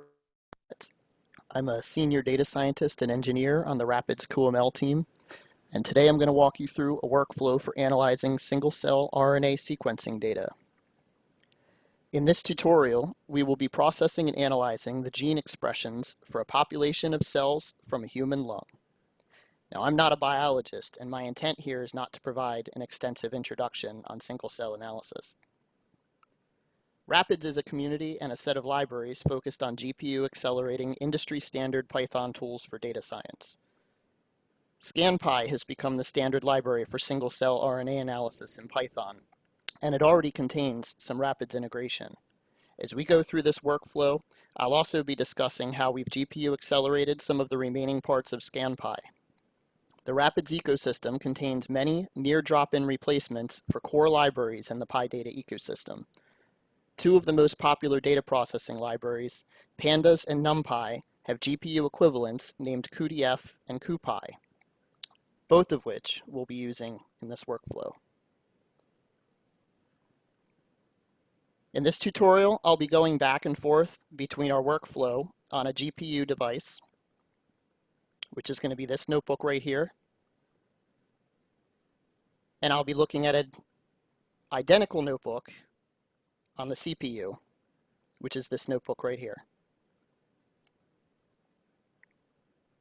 I'm also going to dive under the hood into this file called rapids scanpy funcs, which is our implementation of some of the functions in scanpy that have not yet been GPU accelerated.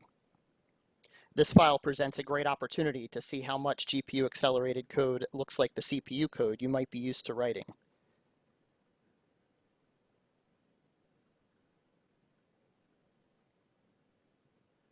Our dataset contains a count matrix of approximately 65,000 cells and 26,000 genes. This means that the dataset contains approximately 65,000 rows and 26,000 columns. It's very sparse, which means the number of non-zero counts in the matrix is significantly smaller than the number of zeros. Only about 7% of the values in this dataset are non-zero, so we use a sparse format to store only the values in the matrix which are non-zero. In addition to NumPy's multi-dimensional arrays, CuPy provides a GPU-accelerated replacement for SciPy sparse arrays. The first thing I'm going to do here is I'm going to run the first cell of our notebook, which is going to import cuDF and CuPy. It's also going to import ScanPy.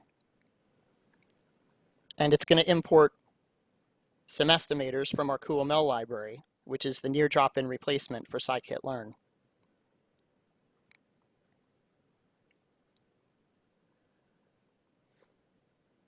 ScanPy makes use of an AND data object, or an annotated data object. This is composed of both NumPy arrays and pandas data frames, storing the parameters and output for different computations and transformations throughout the workflow. Our dataset uses the H5AD format, which builds upon the popular H5 format, adding some additional structure for storing these AND data objects. The AND data library doesn't yet support data on GPUs, but it's easy enough for us to create a CuPy sparse array on the GPU with the sparse cell and gene count matrix in the AND data object we've loaded.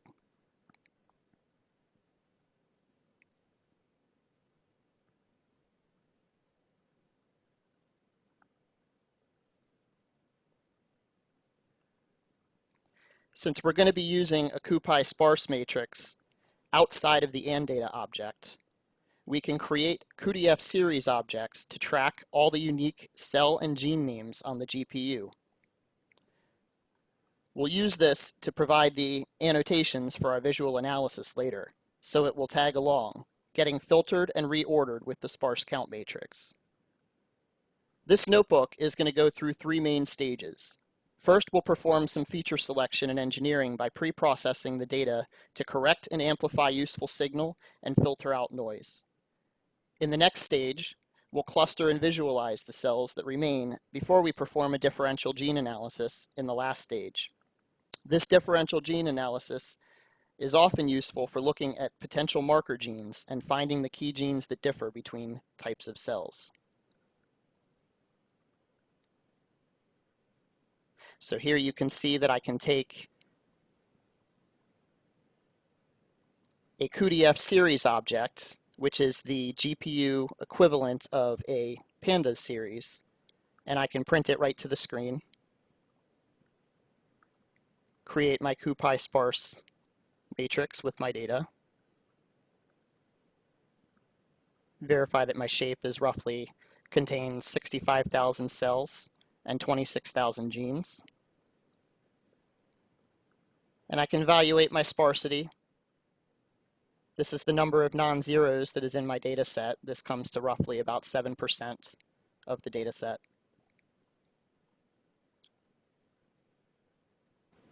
The first step of our pre-processing stage will perform some initial outlier filtering by removing cells that may contain errors from data collection. We identify these cells containing a very small or very large amount of genes. We also perform a filtering for the genes, removing those that might no longer have any cells as a result of the previous step. This has reduced our data by a couple hundred cells and a few thousand genes.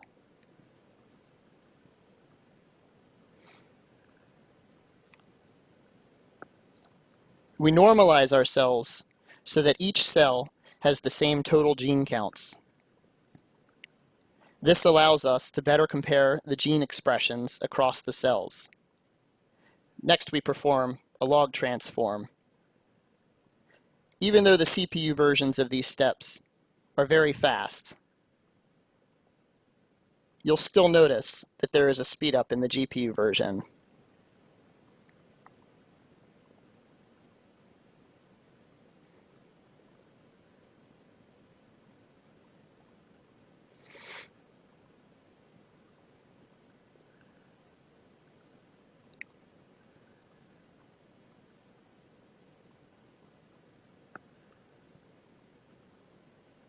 We perform feature selection by keeping only the top most variable genes and removing the rest of the genes. It's common for the number of variable genes to range from 1,000 all the way up to 5,000. The most variable genes contribute strongly to cell variation, and there are several different algorithms for computing them. These algorithms often use a measure of dispersion or a coefficient of variation. We've not implemented a GPU equivalent for this yet, so this is a good opportunity to show how we can temporarily move our data to CPU memory, which we call host memory, and build an AND data object out of our log transformed data, so that ScanPy can perform this computation on CPU. We will one day move the filtering of highly variable genes to GPU as well, and likely find a huge performance boost. However, 1.57 seconds isn't bad for now.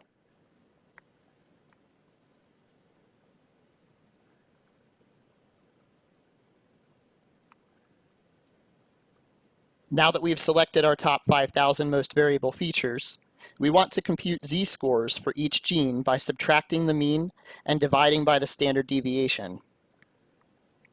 As part of the scaling process, we also regress out any confounding factors that might have contributed to high cell-to-cell variation in the gene expressions. Here we're using the sum of expressions and the percentage of ribosomal genes in each cell in order to correct each gene.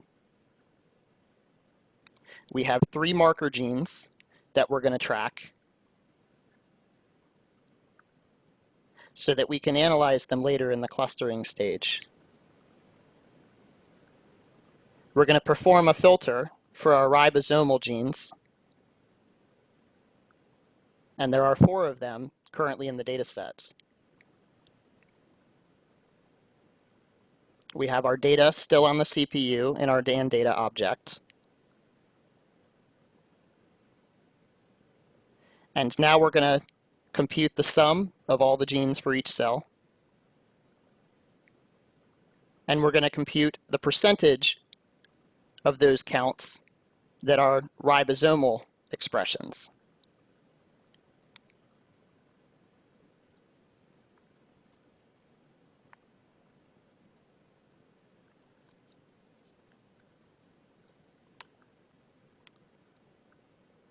This regress out stage takes some time. Looking underneath, you can see in this regress out chunk function that we've created inside of rapid ScanPy funcs, there is an independent linear regression model that's being trained for each gene. We're using QML for this stage, so we're able to parallelize the training of each model on the GPU. While it takes a little under 1 minute on the GPU to perform this operation,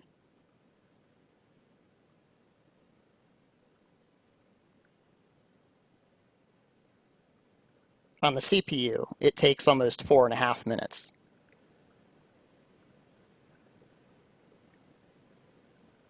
The regress out step was pretty easy to implement with QML.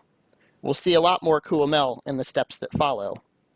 The final step of our pre-processing workflow is performing the scaling. Overall, the pre-processing has nearly 5x speed up over the CPU.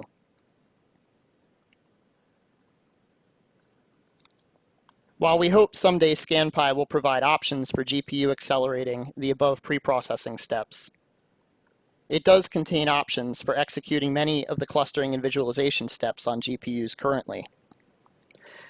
We find the most extreme performance gains when we keep the data on the GPU as much as possible, but we do still observe great speedups, even when the data needs to be copied back to the host memory after each algorithm. This is what happens in ScanPy's current integration with Rapids, and the speedups are still pretty immense.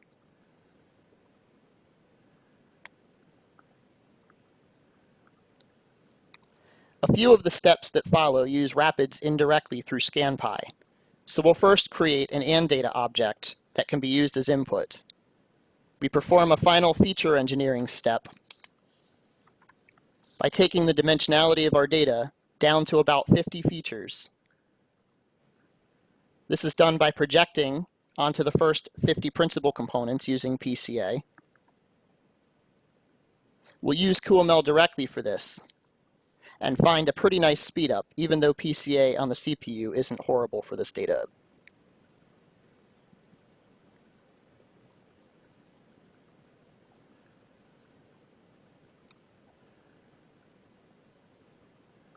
We'll first visualize our data using t-SNE algorithm by modeling local neighborhoods around each data point to bring our dimensionality down to 2 dimensions. We can see QML's t-SNE took a couple minute operation down to a couple seconds.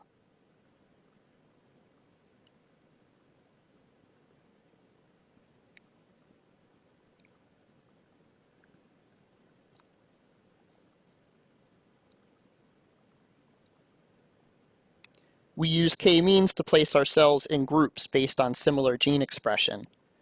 And even though the CPU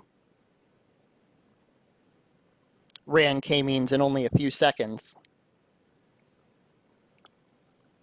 we can see that the GPU version is still much faster. These speeds are enabling real-time and interactive data exploration.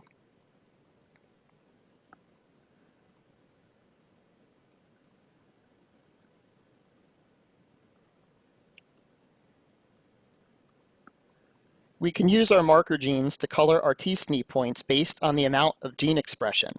We have our 3 marker genes, and in each of these, we will filter the data set for just those marker genes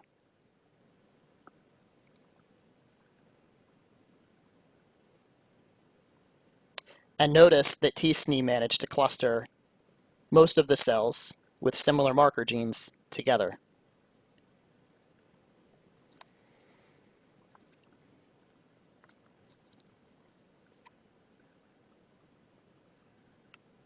Another common algorithm for visualizing points of high dimensionality is UMAP. The following clustering and visualization steps use QML and QGraph indirectly through ScanPy by providing an argument to Rapids underneath.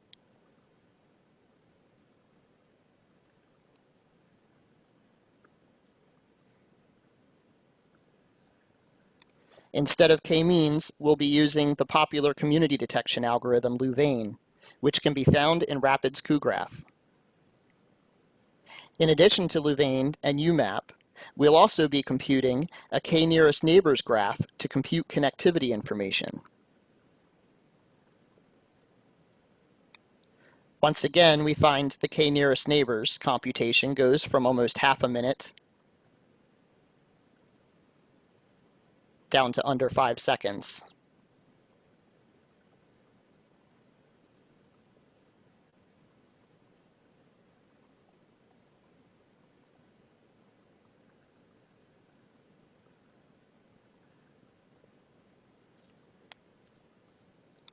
The UMAP computation goes from approximately a minute down to under 1 second.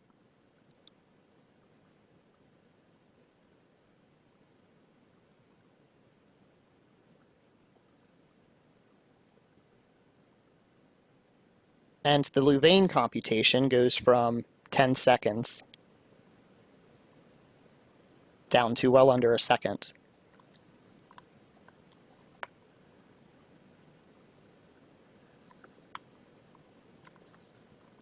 Similar to the previous clustering and visualization steps, we can visualize the resulting data points colored by cluster, and we can also color by our gene expressions.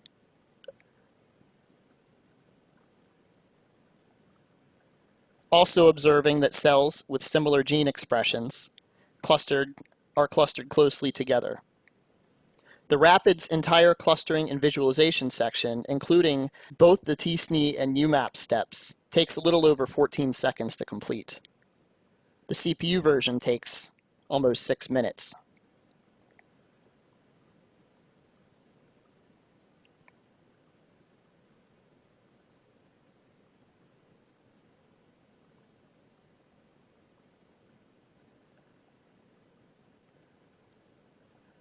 The final stage of this notebook performs a differential expression analysis by training a logistic regression model on the cells using the Louvain clusters as labels. The coefficients of the trained model represent importance weights for each gene in the cluster. The top 20 genes are taken for each, using these importance weights as the ranking criteria. This is a great example of where CuPy and cuDF work together to almost directly replace the NumPy and Pandas package names for putting your data onto the device.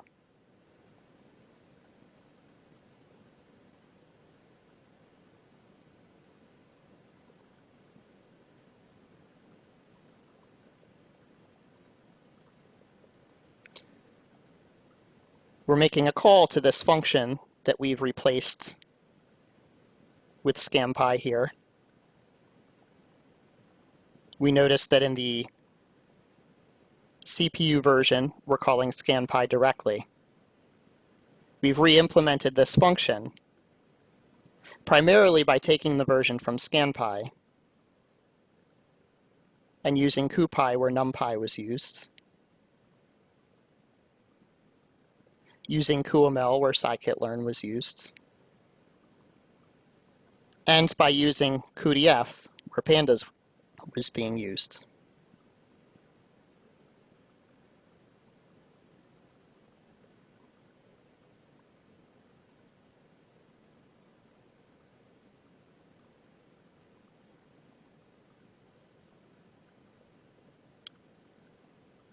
We see just by making these simple adjustments to the CPU version, we were able to take this computation down from a minute to a little over 8 seconds.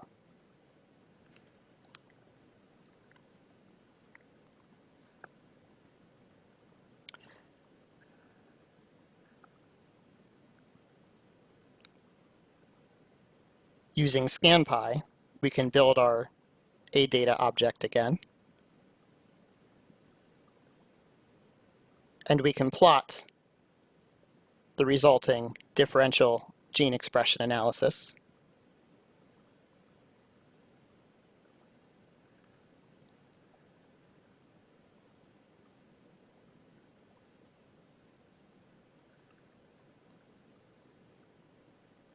The end of the notebook provides a simple demonstration of near real-time drill down, which involves filtering the 65,000 cells for only those with high expressions in our 3 marker genes, and rerunning our entire UMAP visualization and clustering step to zoom in on the GPU.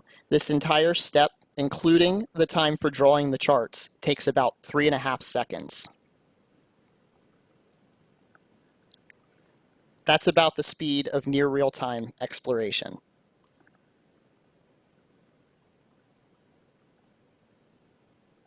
It takes nearly half a minute to do this on the CPU.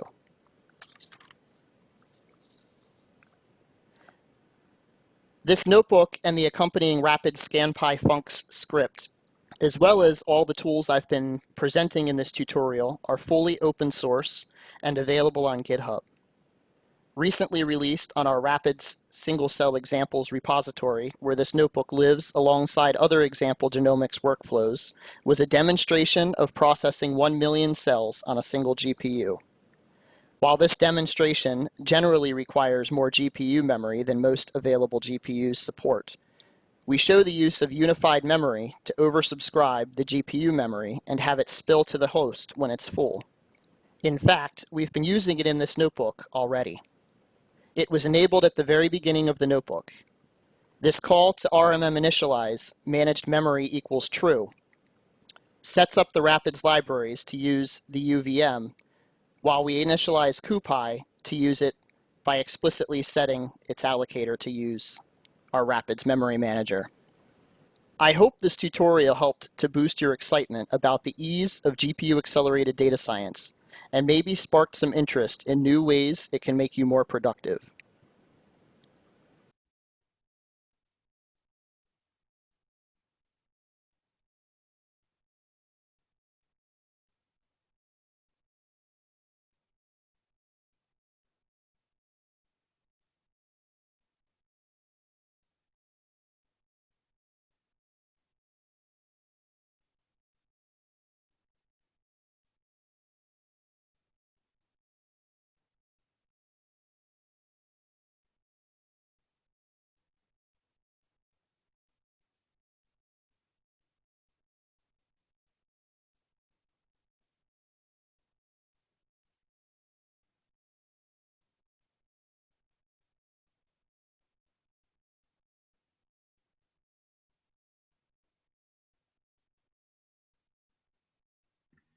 Okay, we're done.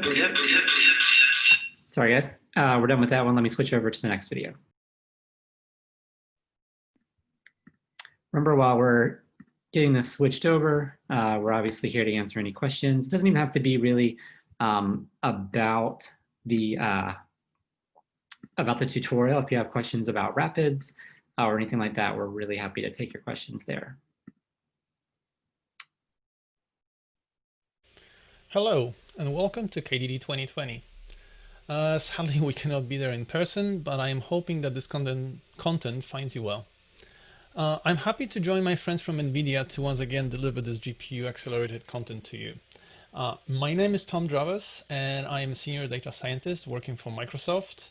I currently work in the Azure ML team, focusing on distributed computing using Dask, and pretty much on anything else related to NVIDIA Rapids. In this part of the tutorial, I have 3 notebooks I will walk you through.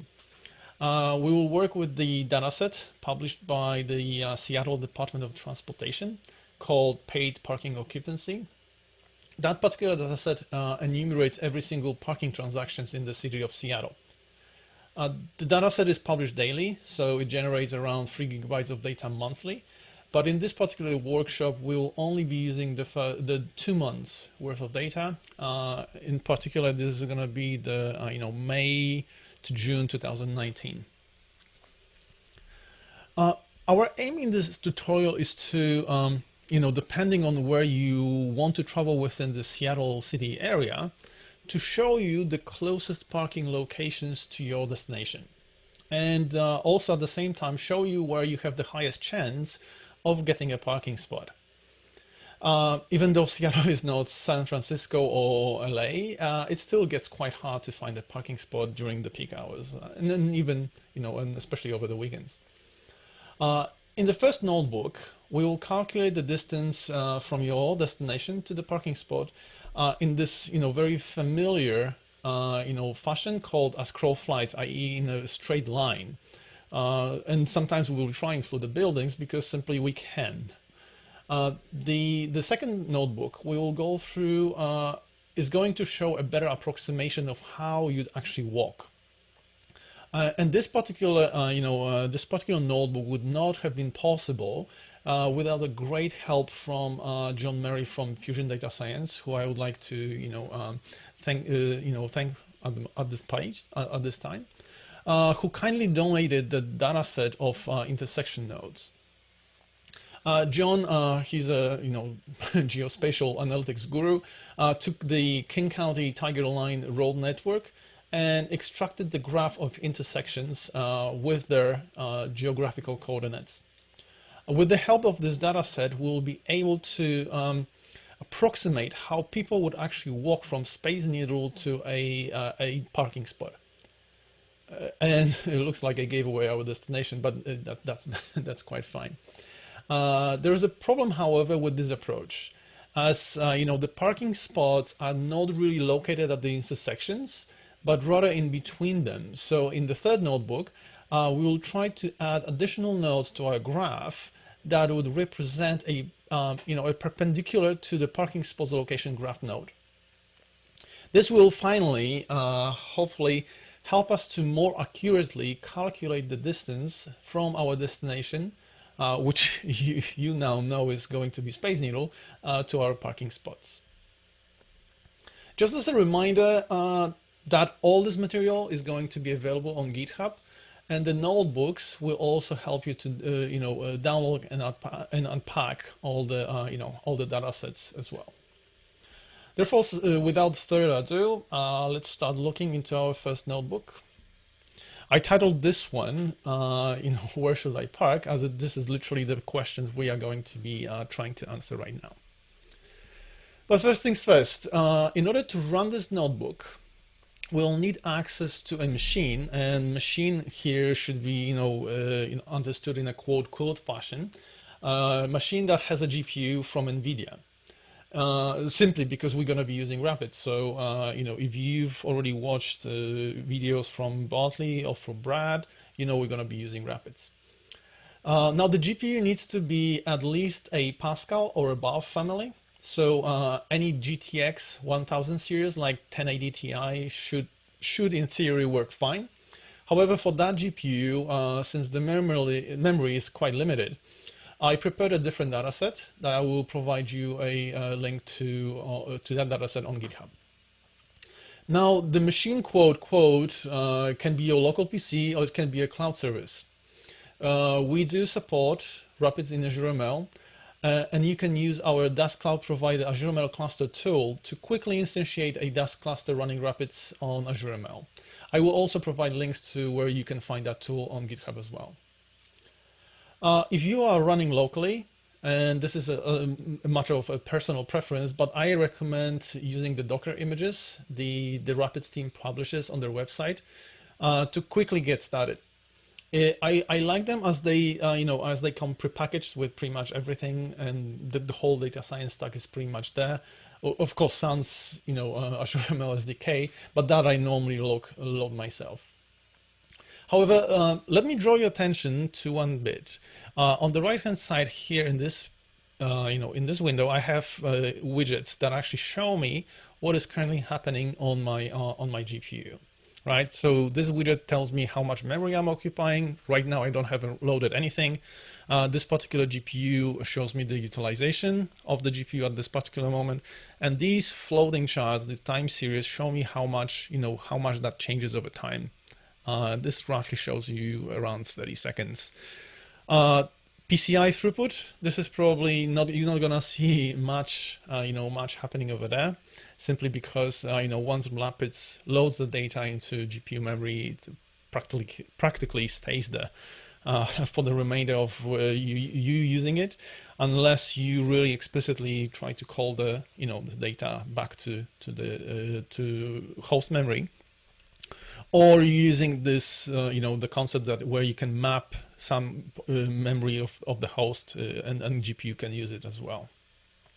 I personally love these widgets because I used to, run watch commands that would refresh the calls to NVIDIA SMI, for me every half a second in order for me to keep an eye on what's going on. With this, I don't really need to do that. And speaking of an NVIDIA SMI, in this particular box that I'm going to be using in this tutorial, I am running a Titan RTX, and this is a really incredible piece of hardware with 24 gigabytes of RAM. I absolutely love this machine and love this card. If you use Azure ML, for instance, we have a choice of you can choose either P100, P40, or V100 that we offer. Now that we know our hardware, let's get the imports out of the way. So we're gonna be using cuDF in this particular example, and we're gonna pretty much stay within just the data frame realm in this particular notebook. And let's load this up. And then in this particular notebook, in this particular tutorial, we're going to be using version 0.14 14 of Rapids. Now let's move to downloading the data, right? So I already have this data loaded on my machine, so this is going to be pretty much instantaneous for me because I already have this data. But for you, this particular portion of the code will just simply, go out. If you don't have the if you don't have the directory, it will create a directory for you, download the data, and then unpack that.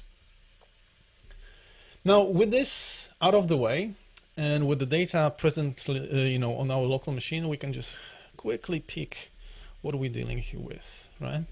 So as you can see, this is relatively easy to decipher. We have the timestamp of when the parking transaction occurred.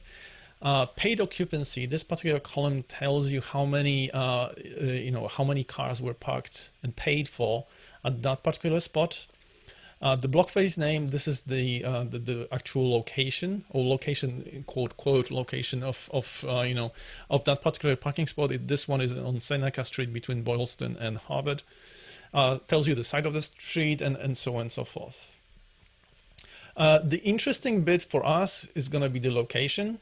This is encoded using the format called well-known text, and we will extract that using using Rapids' string capabilities. We will extract the lats and longs from this particular construct. The last bit here, this is our date of the week, because we want to know if you're going to have a good chance finding a parking spot on Wednesday between 1 p.m. and 3 p.m. for instance. So let's load the data now. Just like with pandas, since Rapids' API is almost the same as pandas is, we use the read CSV to read our data in. We skip the first row, and then we effectively specify the data types and column names from the D types dictionary specified above. Unlike pandas, however, it only took us around 3 seconds. And well, there are data sets that probably will take 3 seconds to load in pandas, but definitely not a data set that is 5 gigabytes in size. So that would most likely take a little bit longer on pandas than 3 seconds. Now that since we are time constrained because we, of the allotted time we have, we are only using a single GPU. At this moment, we will only, be roughly approximating the parking occupancy, since we're only looking at the 2 months worth, worth of data. And let's, so we will be using the, the data parking occupancy. So we're gonna cast these 2 columns into float 64. Let's double check that they are really float 64s. They are, and let's check how many records, records we have. So we have roughly 38 million records in this particular data set. And the final check to see if we're missing anything, and looks like everything loads fine, and and we have all the data in.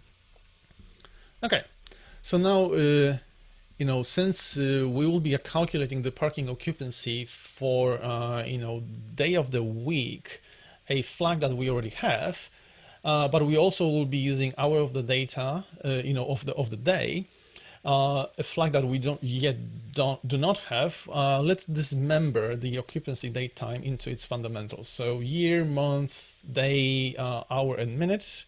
As you can see, it's super easy to do that, using Rapids. This is pretty much very, very pandas-like syntax.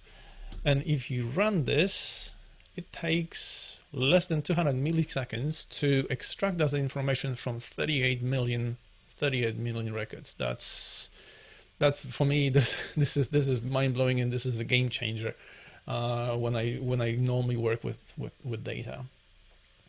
So let's quickly see how quickly we can calculate the count. So how many we're gonna group by year, month, and day, and then take the count of how many records did we have in every single month and day. Okay, so we can see that was, we have 2 months, month 5 and month 6, so May and June. As you can see, we're missing some of the days. That's simply, that's not a mistake. That's true because parking in Seattle, on Sundays is free. And we can see that there's roughly around 1 million records every single day. So we can actually calculate what is the average number of transactions per day. Yeah, so roughly around 920,000 transactions per day. All right, so let's now extract all the parking locations since they appear in every single row and see how many parking spots we have in this data set. So that's going to be a little bit longer, and you can actually see how heavily it drives my GPU right now. So it was driving that up to 100%. But what we do is we effectively take only the columns that describe the parking spot, and then effectively making them unique, i.e. removing all the duplicates. So you can see that we have all the parking lots over here already. So let's take a look how many of them we have. So we have around 1530 parking spots in Seattle. Okay, so let's take a look at and then finally extract the lats and longs from this string column over here, because Rapids doesn't support natively yet geospatial time, so we treat this as a string, and then we're gonna just pass that 122 minus 102, so latitude and longitude of that particular location. So we will use strings to do that, right? And if you ever thought that calculating string or operating on strings on the GPU is easy, then well, right now it is, but it wasn't so even 2 to 3 years ago. So let's just do that. That was pretty easy. So we're keeping the location here as well, so you can double check that everything was passed properly. Of course, we have rounding when we present, but it looks good to me. All right, so off to calculating the average occupancy now. This might be a bit less straightforward, but if you've already watched the videos by Bartley or by Brad, you can probably remember the the apply roles method, and you might be already familiar with that. Maybe you've tried Rapids already, but I'm gonna walk through very quickly. What are we doing here? What we take is we effectively, the average occupancy is the number of paid parking spots, paid spots in that particular parking location, divided by the number of available. And we do have some some records that show more than 100% occupancy rate, and yes, that's true. It's it's a fluke in the data. It might be just poorly cooked, or something didn't refresh properly. But one of the solutions would be to drop these records from from the data. I prefer to keep them simply because we are calculating the average occupancy rate, and if we drop these types these types of records, we might end up with with the bias that is kind of shows a more better occupancy rates than that we still have available spots where we might not have them. So I prefer to actually cast them and then flag them as 100% occupied instead of dropping them from the data. And then apply rows. The first argument, this is our data frame. The input columns, it can be a list, like in this case, and then the names here need to match the definitions here. But it now also can be a dictionary where you map this one to a column in your data frame, map the name of the in your methods to the name in the data frame. And the output columns, it's a dictionary of what's the name of the output column and its type to return. So if we run that, There we go. That takes half a second, and we have the average occupancy calculated at the very last column. So now we can actually calculate the average occupancy for each parking spot per day of the week and per hour of the day, right? So we're gonna be doing that over here. We're gonna take, our parking identifier, day of the week and the hour. We're going to take calculate how many rows we have for this particular parking locations at this day of the week and the hour, and calculate the sum of the average occupancy in order to finally calculate the mean occupancy for that at this level of aggregation. So you can see we have 1,500 rows in here, or more than that, 1,500 parking spots per day of the week and the hour, and the mean occupancy rates for this particular level of aggregation. Okay, so right now we can find the best parking spots around Space Needle, right? In this example, I will be using the Nometim geoencoder to retrieve the geocoordinates of a Space Needle based on the address, right? So the address for Space Needle is 400 Broad Street in Seattle. So we can actually quickly run that, and we will get, in our locations, the long ref and lat ref will be replaced with the location latitude and longitude. To calculate the distance, we'll be using the Haversine distance formula in the form of yet another kernel. I'm not going to go into details of the kernel. You can just look it up, what the Haversine distance formula is. It's we'll be assuming in this particular case that you're willing to walk up to 1,000 feet radius from Space Needle, and you're gonna be doing that on Wednesday around 1 p.m. right? So if you run this, it'll actually tell you very quickly, 300 milliseconds, what are the closest parking locations from Space Needle within that walking distance, so less than 1,000 feet distance. And at the very end, it actually sorts the values by mean occupancy. So it shows you in an ascending order, if you go to this particular location, which is in this case 5th Avenue between John Street and Broad Street, you have the highest chance that you're gonna find a parking spot over there. However, since you might not know Seattle, let's actually plot this on the map. But before you execute these cells, right? So this particular portion of the notebook actually will plot the parking spots on the map. You need to get the Google Maps API key and paste it into a single line text file called Google Maps API.cred, and place that file in the config folder. So you can actually see I'm reading those credentials from that location. So you need to create a single line file that will hold your API key, and then you can actually use that to plot those spots. So let's do that. I'm assuming that you're gonna do that. I'm gonna leave some instructions on how to do this on the GitHub.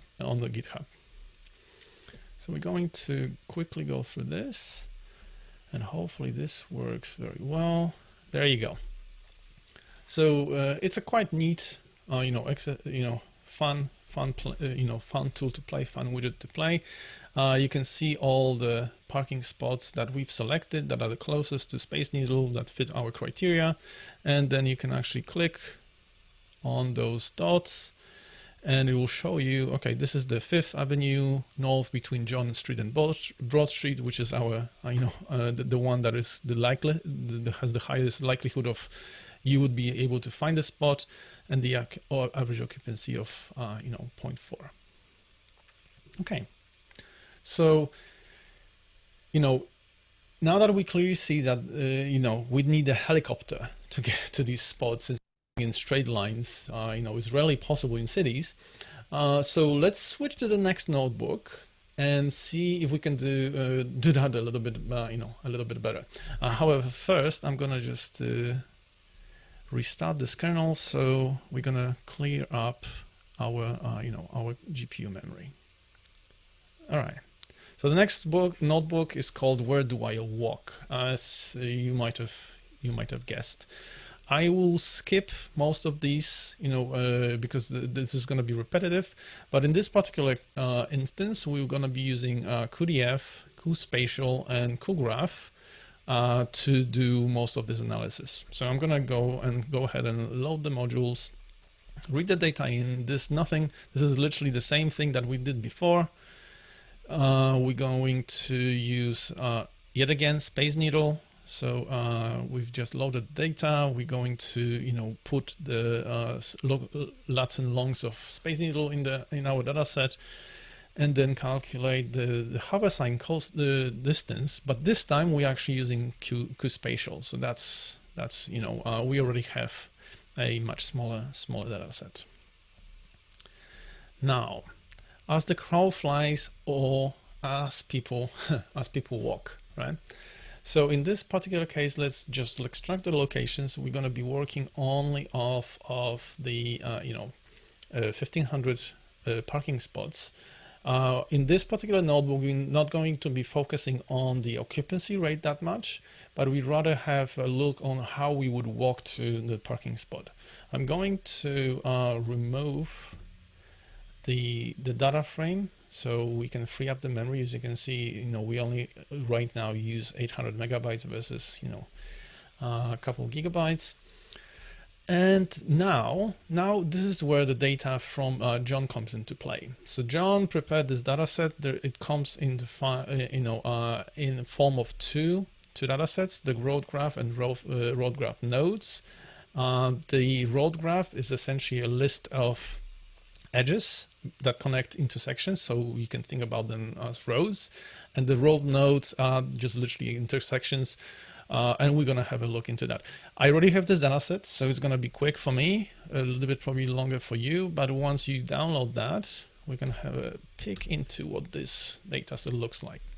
So the road graph, as I said, it contains an ID of a intersection, one intersection and the other intersection. Essentially, this is a road, right? And then it gives me a length of that road. This particular length is given in yards. So this particular small, very short edge is worth 5 yards. And then the second data set gives me an ID, so I can match these IDs to any of these in order to get the lats and longs for every single node. So okay, well, now that we have a basic understanding of what we're dealing with, let's load that into our data frames, right? So we have the graph data and we have the nodes. What we are missing from this picture is we don't have the parking spots yet added to this, right? So what we're missing, we only have the data, we only have the roads, but we don't have parking spots. So let's change that.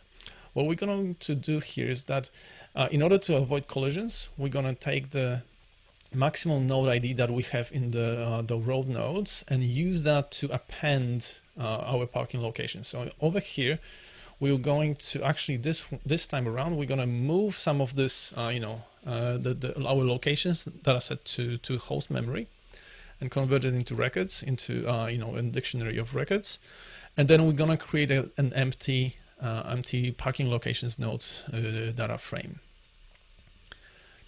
And what are we going to do here? I'm going to start running that, but this is because this is going to take a little bit longer. And I'm going to walk you through what's happening here.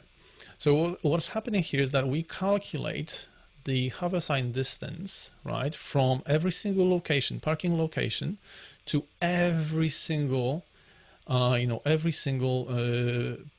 node in our graph. And if you remember, we have 130,000 nodes in our graph, in our parking, in the road graph. So for every single parking location, we have 1,500 parking spots. We have just calculated in 30 seconds distance to every single intersection, and selected the nearest three intersections to the parking location, and created an edge between the parking location and that particular intersection, and added that to our road graph data, and also appended the locations of the parking locations to the list of the nodes. So right now, we roughly in 30 seconds did around 200 million calculations in 30 seconds.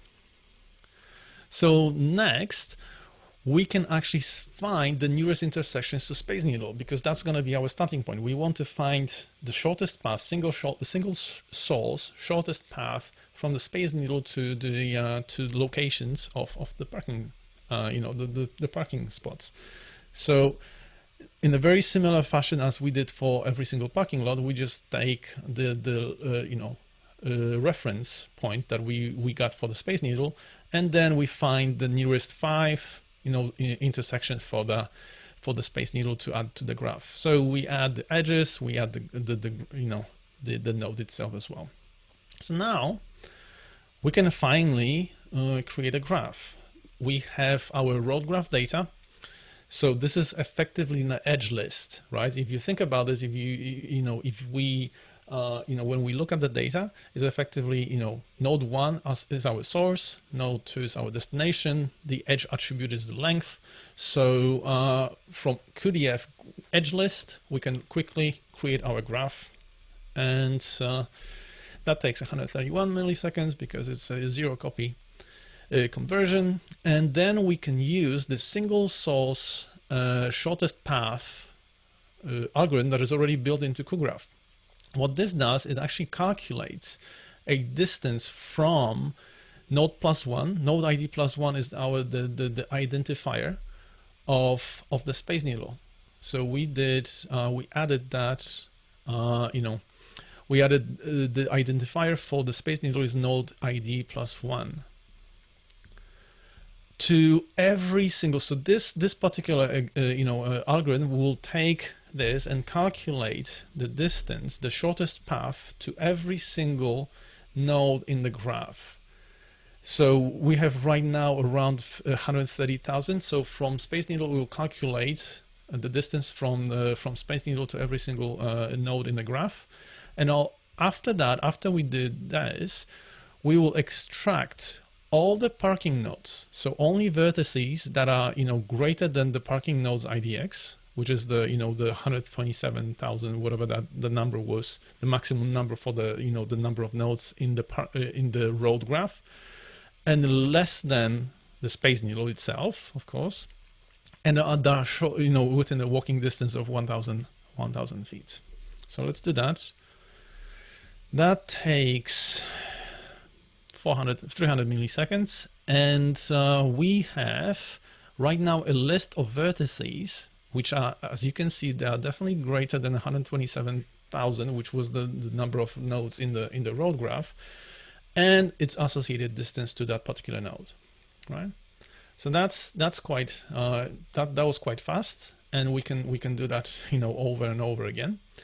But what the SSSP returns is effectively right now we don't know what the whole path from this vertex back to the Space Needle. It only gives us the chunk.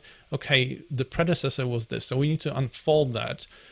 Every single row is effectively a distance and the predecessor to that particular vertex. So this piece of code here does actually do that for us. We've processed all the 14 parking spots that we found in less than a second, and now we can actually chart those paths, right? So I am going to quickly just click through that, because this is the same situation as we had before. So you can see right now that it starts to look better, right? So we have some, we follow along the roads wherever we can. But the problem is you can still see that, we have these, we fly over the another road and another building or whatever there is, right? The problem with that, that stems from the fact that when we added the parking nodes to the graph, we tied them to the nearest intersection. A better solution would be to actually, go up to here, and in this particular spot here, create another node that would be perpendicular to the road itself and connect that to that parking node. And that's what we're gonna do in the, the notebook number 3. So I'm gonna restart this kernel. So we release all of the memory, and we're gonna move where are really the parking spots. I will really go and fly through all of these because this is the least, we've already done that in the previous notebook. This is pretty much the copy of that, but I just want to have a clear slate when we add the additional nodes. So we will load the data from John over here, and now this is still the same load, but this is where the fun begins. So this kernel find projection, this is a kernel, when you think about, when we go back, can I still see this? Yeah. When we go back to this photo, what we try to do is to find a, find the equation of the line that goes along this road. Let's assume that we would try to find a node for this particular parking spot. We want to find the equation of this line that goes along this road, and then the equation of the perpendicular that goes through that point. So we have 1 and 2, intersections. The coordinates of these two intersections. So we need to find a, find the line that passes through these 2 points, and then find a perpendicular to that line perpendicular to the line that passes through our node. So that's pretty much what we do in this kernel. We take find the slope. First, we find the slope of the the road line. So that's pretty much easy. You can actually look it up. It's just literally the difference between the lats and longs ratio of those. And then once we have that, the slope of the perpendicular is effectively -1 divided by that slope of the original line. And then finding the intersection, this is just pure algebra to find the B coefficient, the constants for those lines, and then find the lat and long of the intersection. So this particular kernel does that for us. I'm gonna start running this because that takes probably around a minute and a half to run, simply because what we do, it's quite elaborate. I'm gonna try to walk you through most of that.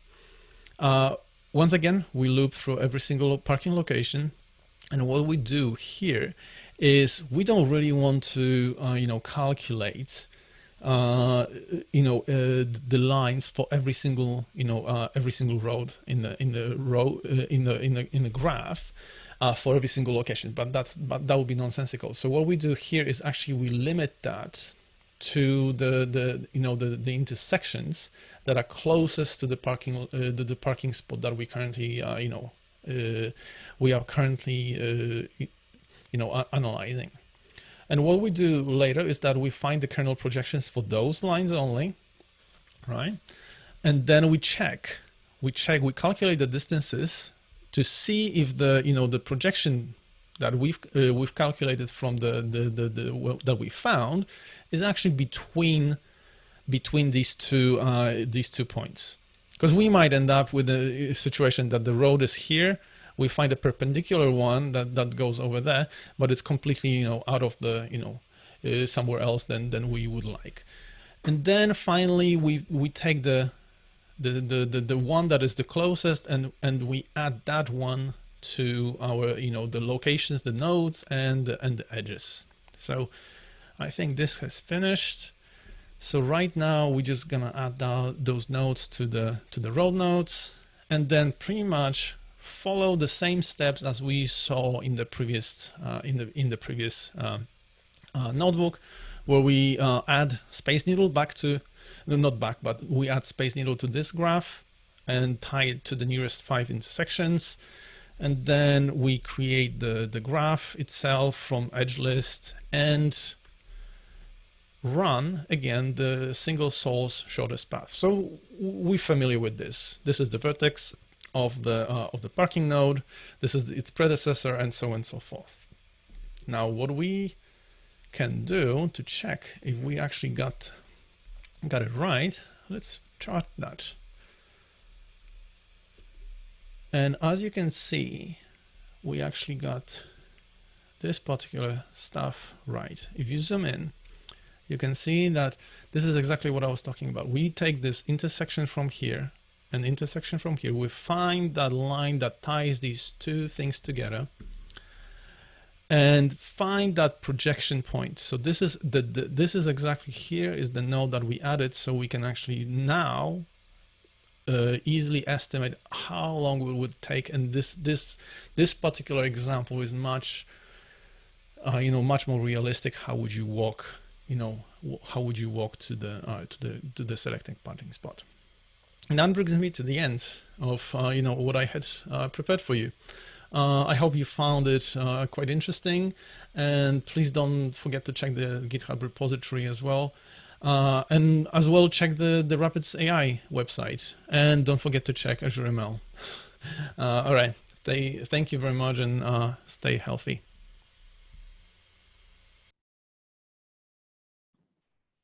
Okay, everyone. We are just a slight change of plans. We are running a little bit behind on time. And so what I'm going to do is I'm going to actually run through the last notebook that we have here live. So let me go ahead and get that started up for you. So hopefully everyone can see my screen and hear me. Make sure that that's okay. Excuse me.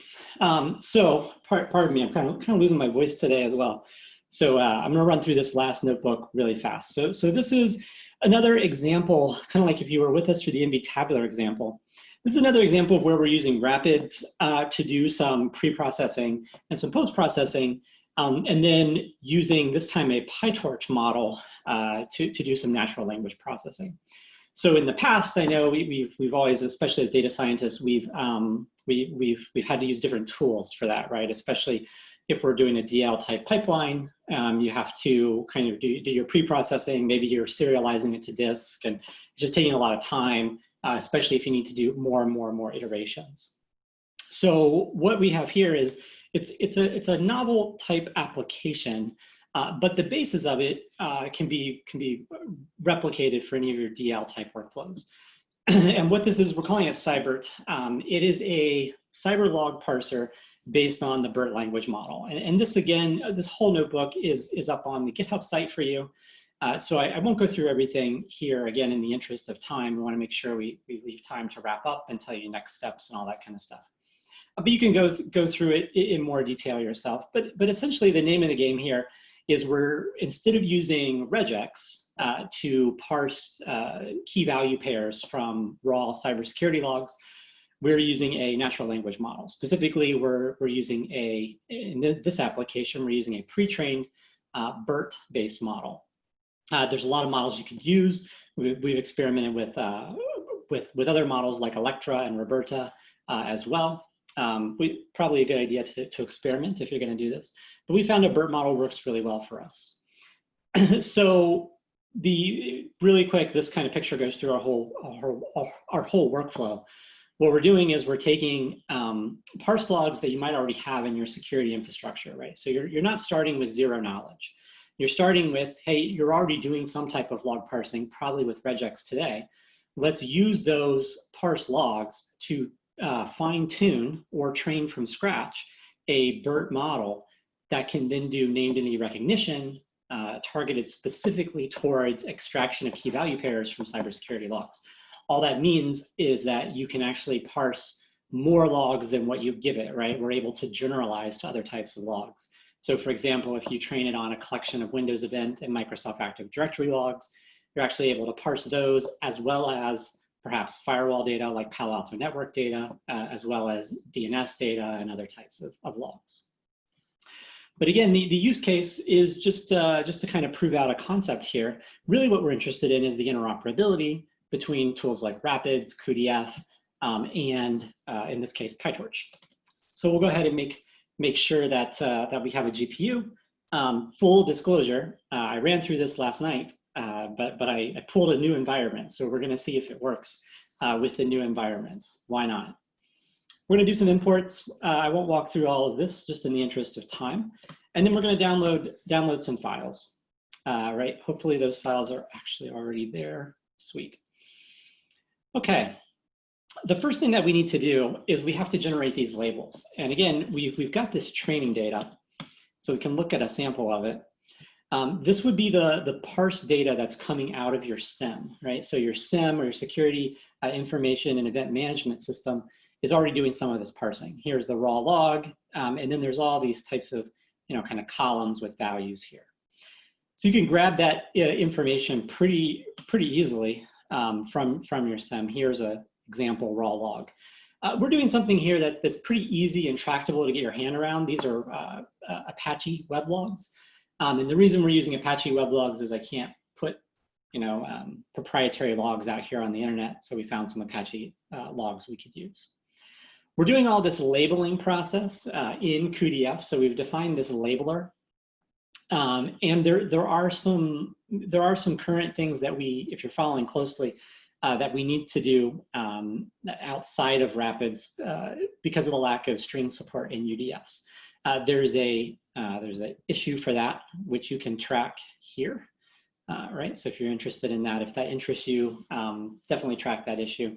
But we've already pre-computed these labels just because it's really, it's the most time-intensive part now. And then we can kind of print those labels out. So here are the labels that we extracted. Like I said, we're using a BERT model. Specifically, we're using a pre-trained BERT base cased model, right? So just a base model that's cased. And we have to do this type of subword labeling, right? And what that means is, if you're familiar with, I don't want to go down a rabbit hole for deep learning and tokenization, but if you're familiar with these types of workflows, you need to tokenize your input in some way. BERT and other models like Electra use this idea of a subword type tokenizer, which essentially splits words. I'm really oversimplifying this for the sake of flow here, but it essentially splits words into multiple different subwords in an attempt to get all in dictionary words. This was previously a very slow process, right? We would typically do this on the CPU using a CPU-based, a Python-based, or a Rust-based tokenizer like in Hugging Face. And what we noticed is when we put this type of cyber pipeline into production, that was a big bottleneck for us. So we actually have we created this GPU-based subword tokenizer. So if you kind of click on it, there's a Medium kind of post all about it, where you can read a ton about it. Again, I won't go into that. It kind of walks you through it. But essentially, you can just call it on a QDF series, right? So here's all of our words that we have, and then we're going to call subword tokenizer on that QDF series. It's a massive improvement because I don't need to shuttle data off of the GPU and back onto the GPU to do that tokenization.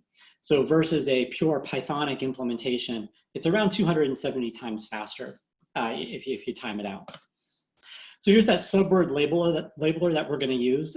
Again, it contains all this logic, but at the key of it is the subword tokenizer. We're going to go ahead and process that. It'll take just a second to do it. Here, we're actually getting these labels out so we can show them to you. So we're kind of moving them out here for you. And here are some of the labels. You'll see an X where the word piece tokens don't have tags. We need to create a set of all of these labels, so we can do that. and we can kind of inspect that label to index mapping that we just created. Okay. One thing that I should mention is in our workflow, we're not doing any kind of truncation. So if you kind of come back up here, we're not truncating any of these logs. So we hit false. So we will have to pad to max length of our tensor. Again, without getting into the details of that or anything like that, you'll see the padded labels are right here.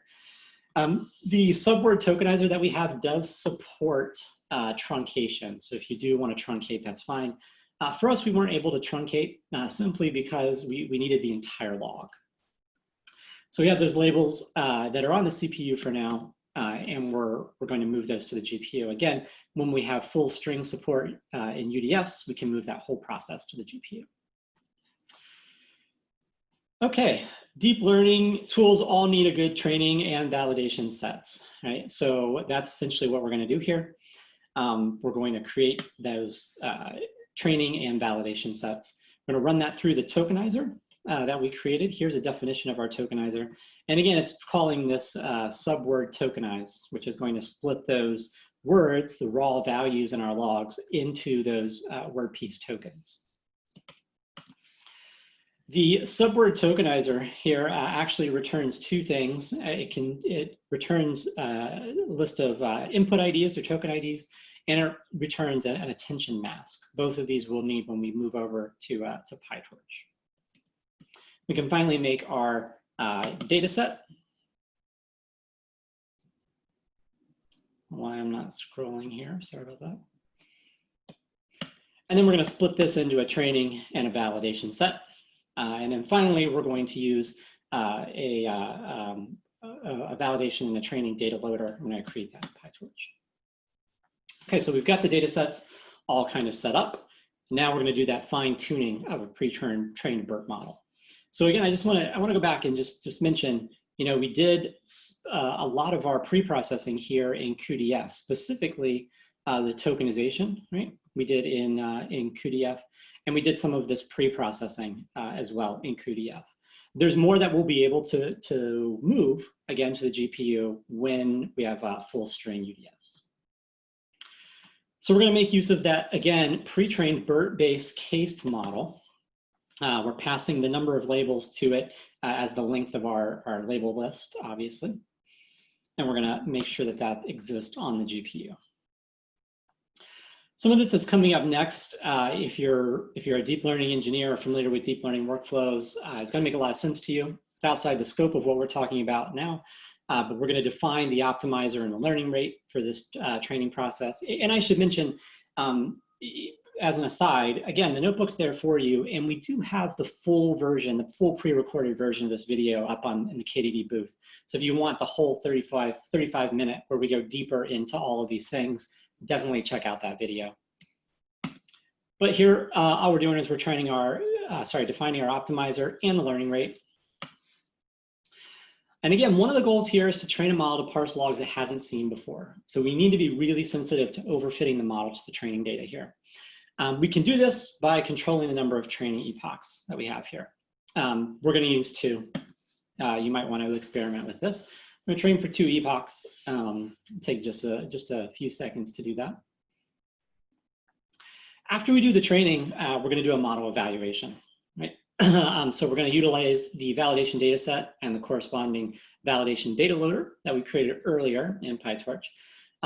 There's, again, code that you can follow that walks through it. But essentially what we're doing is performing that named data recognition task and then matching that with the ground truth label.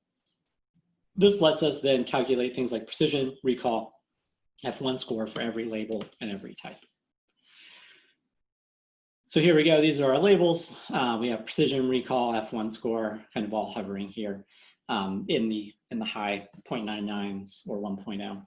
I'll point out that anytime you see 1.0 like this, right, this should set off some alarms for you. It means that it can mean a lot of different things. It can mean you're overfit. In our case, it means that just to make this tractable for everyone, we really scaled down the data. So we just don't have enough data to really make this robust. After you've done this, you can always obviously save these tensors out, save these model files out, because the whole goal is to do inference with it, right? So let's walk through some inference. Rather than using the model that we just created, that we kind of just saved out here, we actually included a pre-trained model. So if you go back all the way up to the top, we've got this pre-trained model. Here's all of its information right here. You can download it. It's, I think, about 500 megabytes. And we've trained it on a lot more data than we did in this example. So essentially, we're going to load that model in. We're going to define our pre-processing pipeline and our inferencing pipeline here, and then our post-processing, where we have to put everything back together.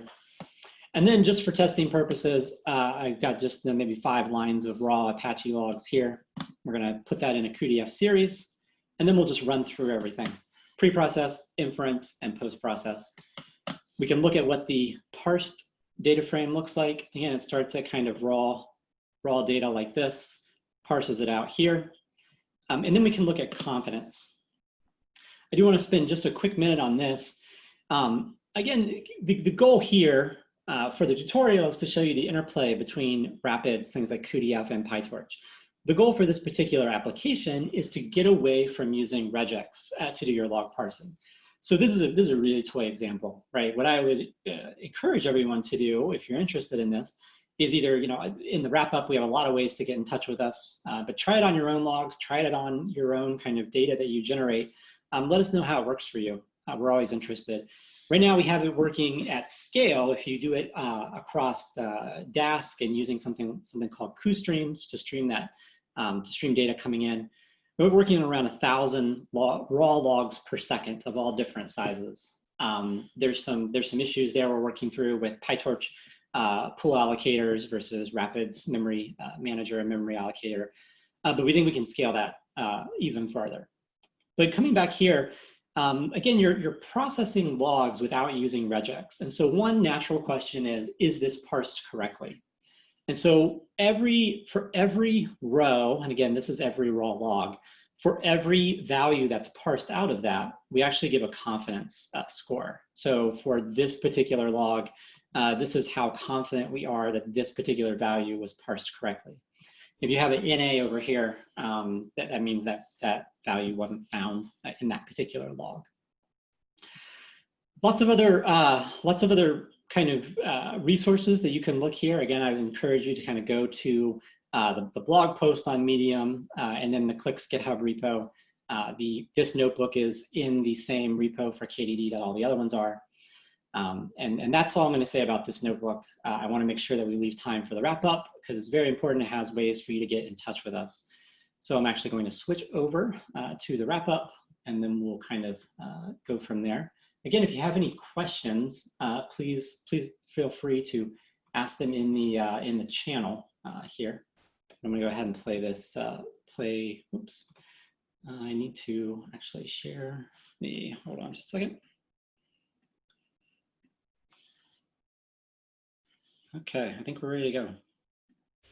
Hello, and welcome to KDD 2020. Sadly, we cannot be there in person. That is the wrong video. Hold on just a second.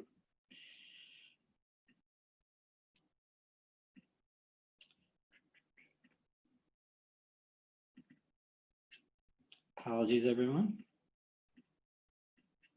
Here we go. On behalf of myself, Brad, Tom, and Corey, would love to thank all of you for spending some time with us today to learn more about Rapids and Rapids integrations with the larger community. I want to walk through a couple more things where you can go to find out more information and talk a little bit about the Rapids community and the larger ecosystem. So we looked at a few different integrations today, but our ecosystem partners for Rapids are large and wide-ranging, right? From contributors like Anaconda, Capital One, and Walmart, to early adopters like Booz Allen Hamilton, IBM, Uber, and Ursa Labs, to the open source community at large, right? Rapids builds heavily on top of Apache Arrow and utilizes other things like Dask and Numba. A number of different people and individuals and teams are building on top of Rapids to build an even bigger and stronger ecosystem for everyone. Packages like NVTabular, which we talked about today, as well as Blazing SQL, a GPU-accelerated SQL engine, and Streams, right? A distributed stream processing library using Rapids and Dask. We already mentioned NVTabular today, but don't forget about them. They're also great for recommender systems, building off of Rapids and Dask, and you can find more information about them on their GitHub repo. Blazing SQL is that GPU-accelerated SQL engine built on top of Rapids. It's fantastically fast, right? If you see on the right-hand side, there's some benchmarks and query times for TPC-H with scale factor 1,000. Right, so you're seeing load time and query execution times, which are very, very fast. And new for version 0.14 of Blazing SQL is out-of-core execution. In other words, you're not limited by the available GPU memory you have in your system anymore. You can execute 10 terabytes workloads, right? Query across 10 terabytes of data using a single card, a single V100.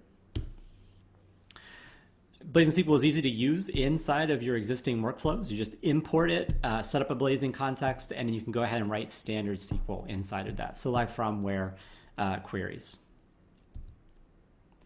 QStreams, a stream processing library powered by Rapids. You can see here on the right-hand side, there's a Kafka throughput of streams, and then the CUDA version of that, right? The Rapids version of QStreams, and the throughput increases. Supports things like checkpointing, right? The streaming jobs version of Where Am I? Can gracefully handle errors, all of that great stuff. You can find more information about them on their GitHub repo as well. So before we go any further, here's 5 easy ways to get started with Rapids. You can install it using Docker, Conda, or get it up and running on something like Google Colab. We have a number of different walkthrough videos, blog contents, our GitHub repo, tutorial notebooks, and example workflows that you can peruse and modify to your own use cases.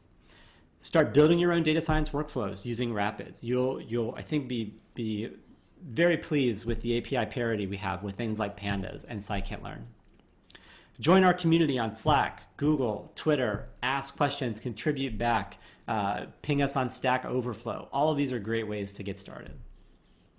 It's easy to install, right? If you go to the Rapids AI website, there's a nice little release selector there. You can get it up and running for any of your environments. I recommend, if it's your first time, using the Docker with the examples will be the easiest way and the fastest way probably to get you there. The Rapids GitHub page has all of our different repositories, QDF, QML, QGraph. We talked about a lot of those today, but also some other things, QSignal, QCrossFilter, Geospatial. The Rapids docs have been improved and easier than ever to use, right? Including a 10 minutes to QDF and 10 minutes to Dask QDF. Run through that in 10 minutes, you're up and running. And we have an easily searchable API as well. Check out our code and check out our blogs, right? You can find us on Medium and you can find example notebooks on GitHub. It's a great resource for how to use Rapids and how people are using Rapids in their existing workflows. We have a whole repo called Notebooks Contrib that has tutorials, examples, and a ton of end-to-end demos that you can also look at. There's also the Rapids YouTube channel, which has code walkthroughs and explanations. Join the conversations. Here are the links to the methods I mentioned earlier. You can join our Google Groups forum, right, and pose questions and answer questions there. Download us and visit us on Docker Hub, or join our Slack channel. Ask us a question on Stack Overflow. Contributing back is a great way to engage with the open source community and with Rapids, since Rapids is open source software. Submit issues to us, feature requests, PRs. Maybe you're using Rapids in an interesting way and want to write a blog about it. We would love to hear from you. Writing a tutorial, a video, all of this is fantastic and community driven, and we want to encourage that.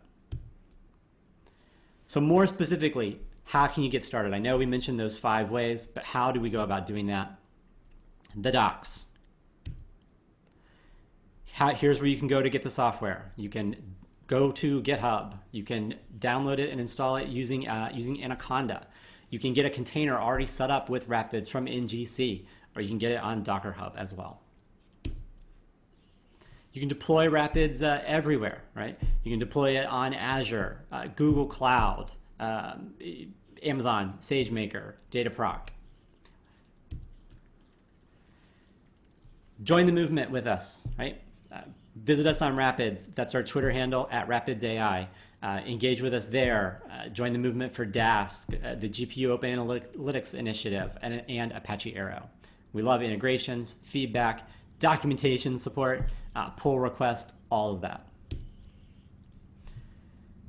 And again, just want to take a minute and thank all of you for joining us today. Thank you from all of us here that were part of this.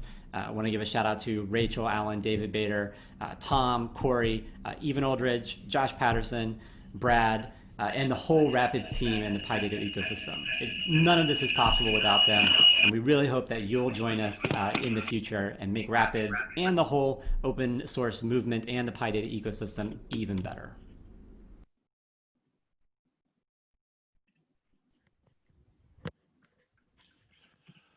Thanks, Bartley. I know we are, at the end of our time, but we are still here if there's any questions.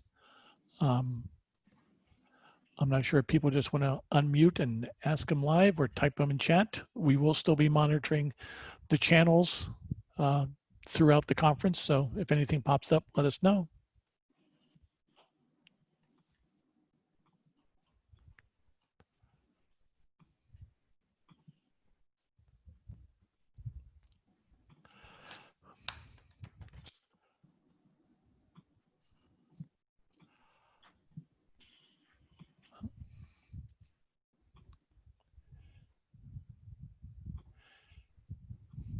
Bartley, I like the feedback at the end to get us all, psyched.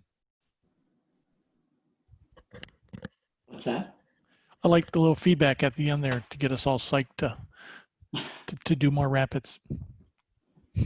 Yeah, man.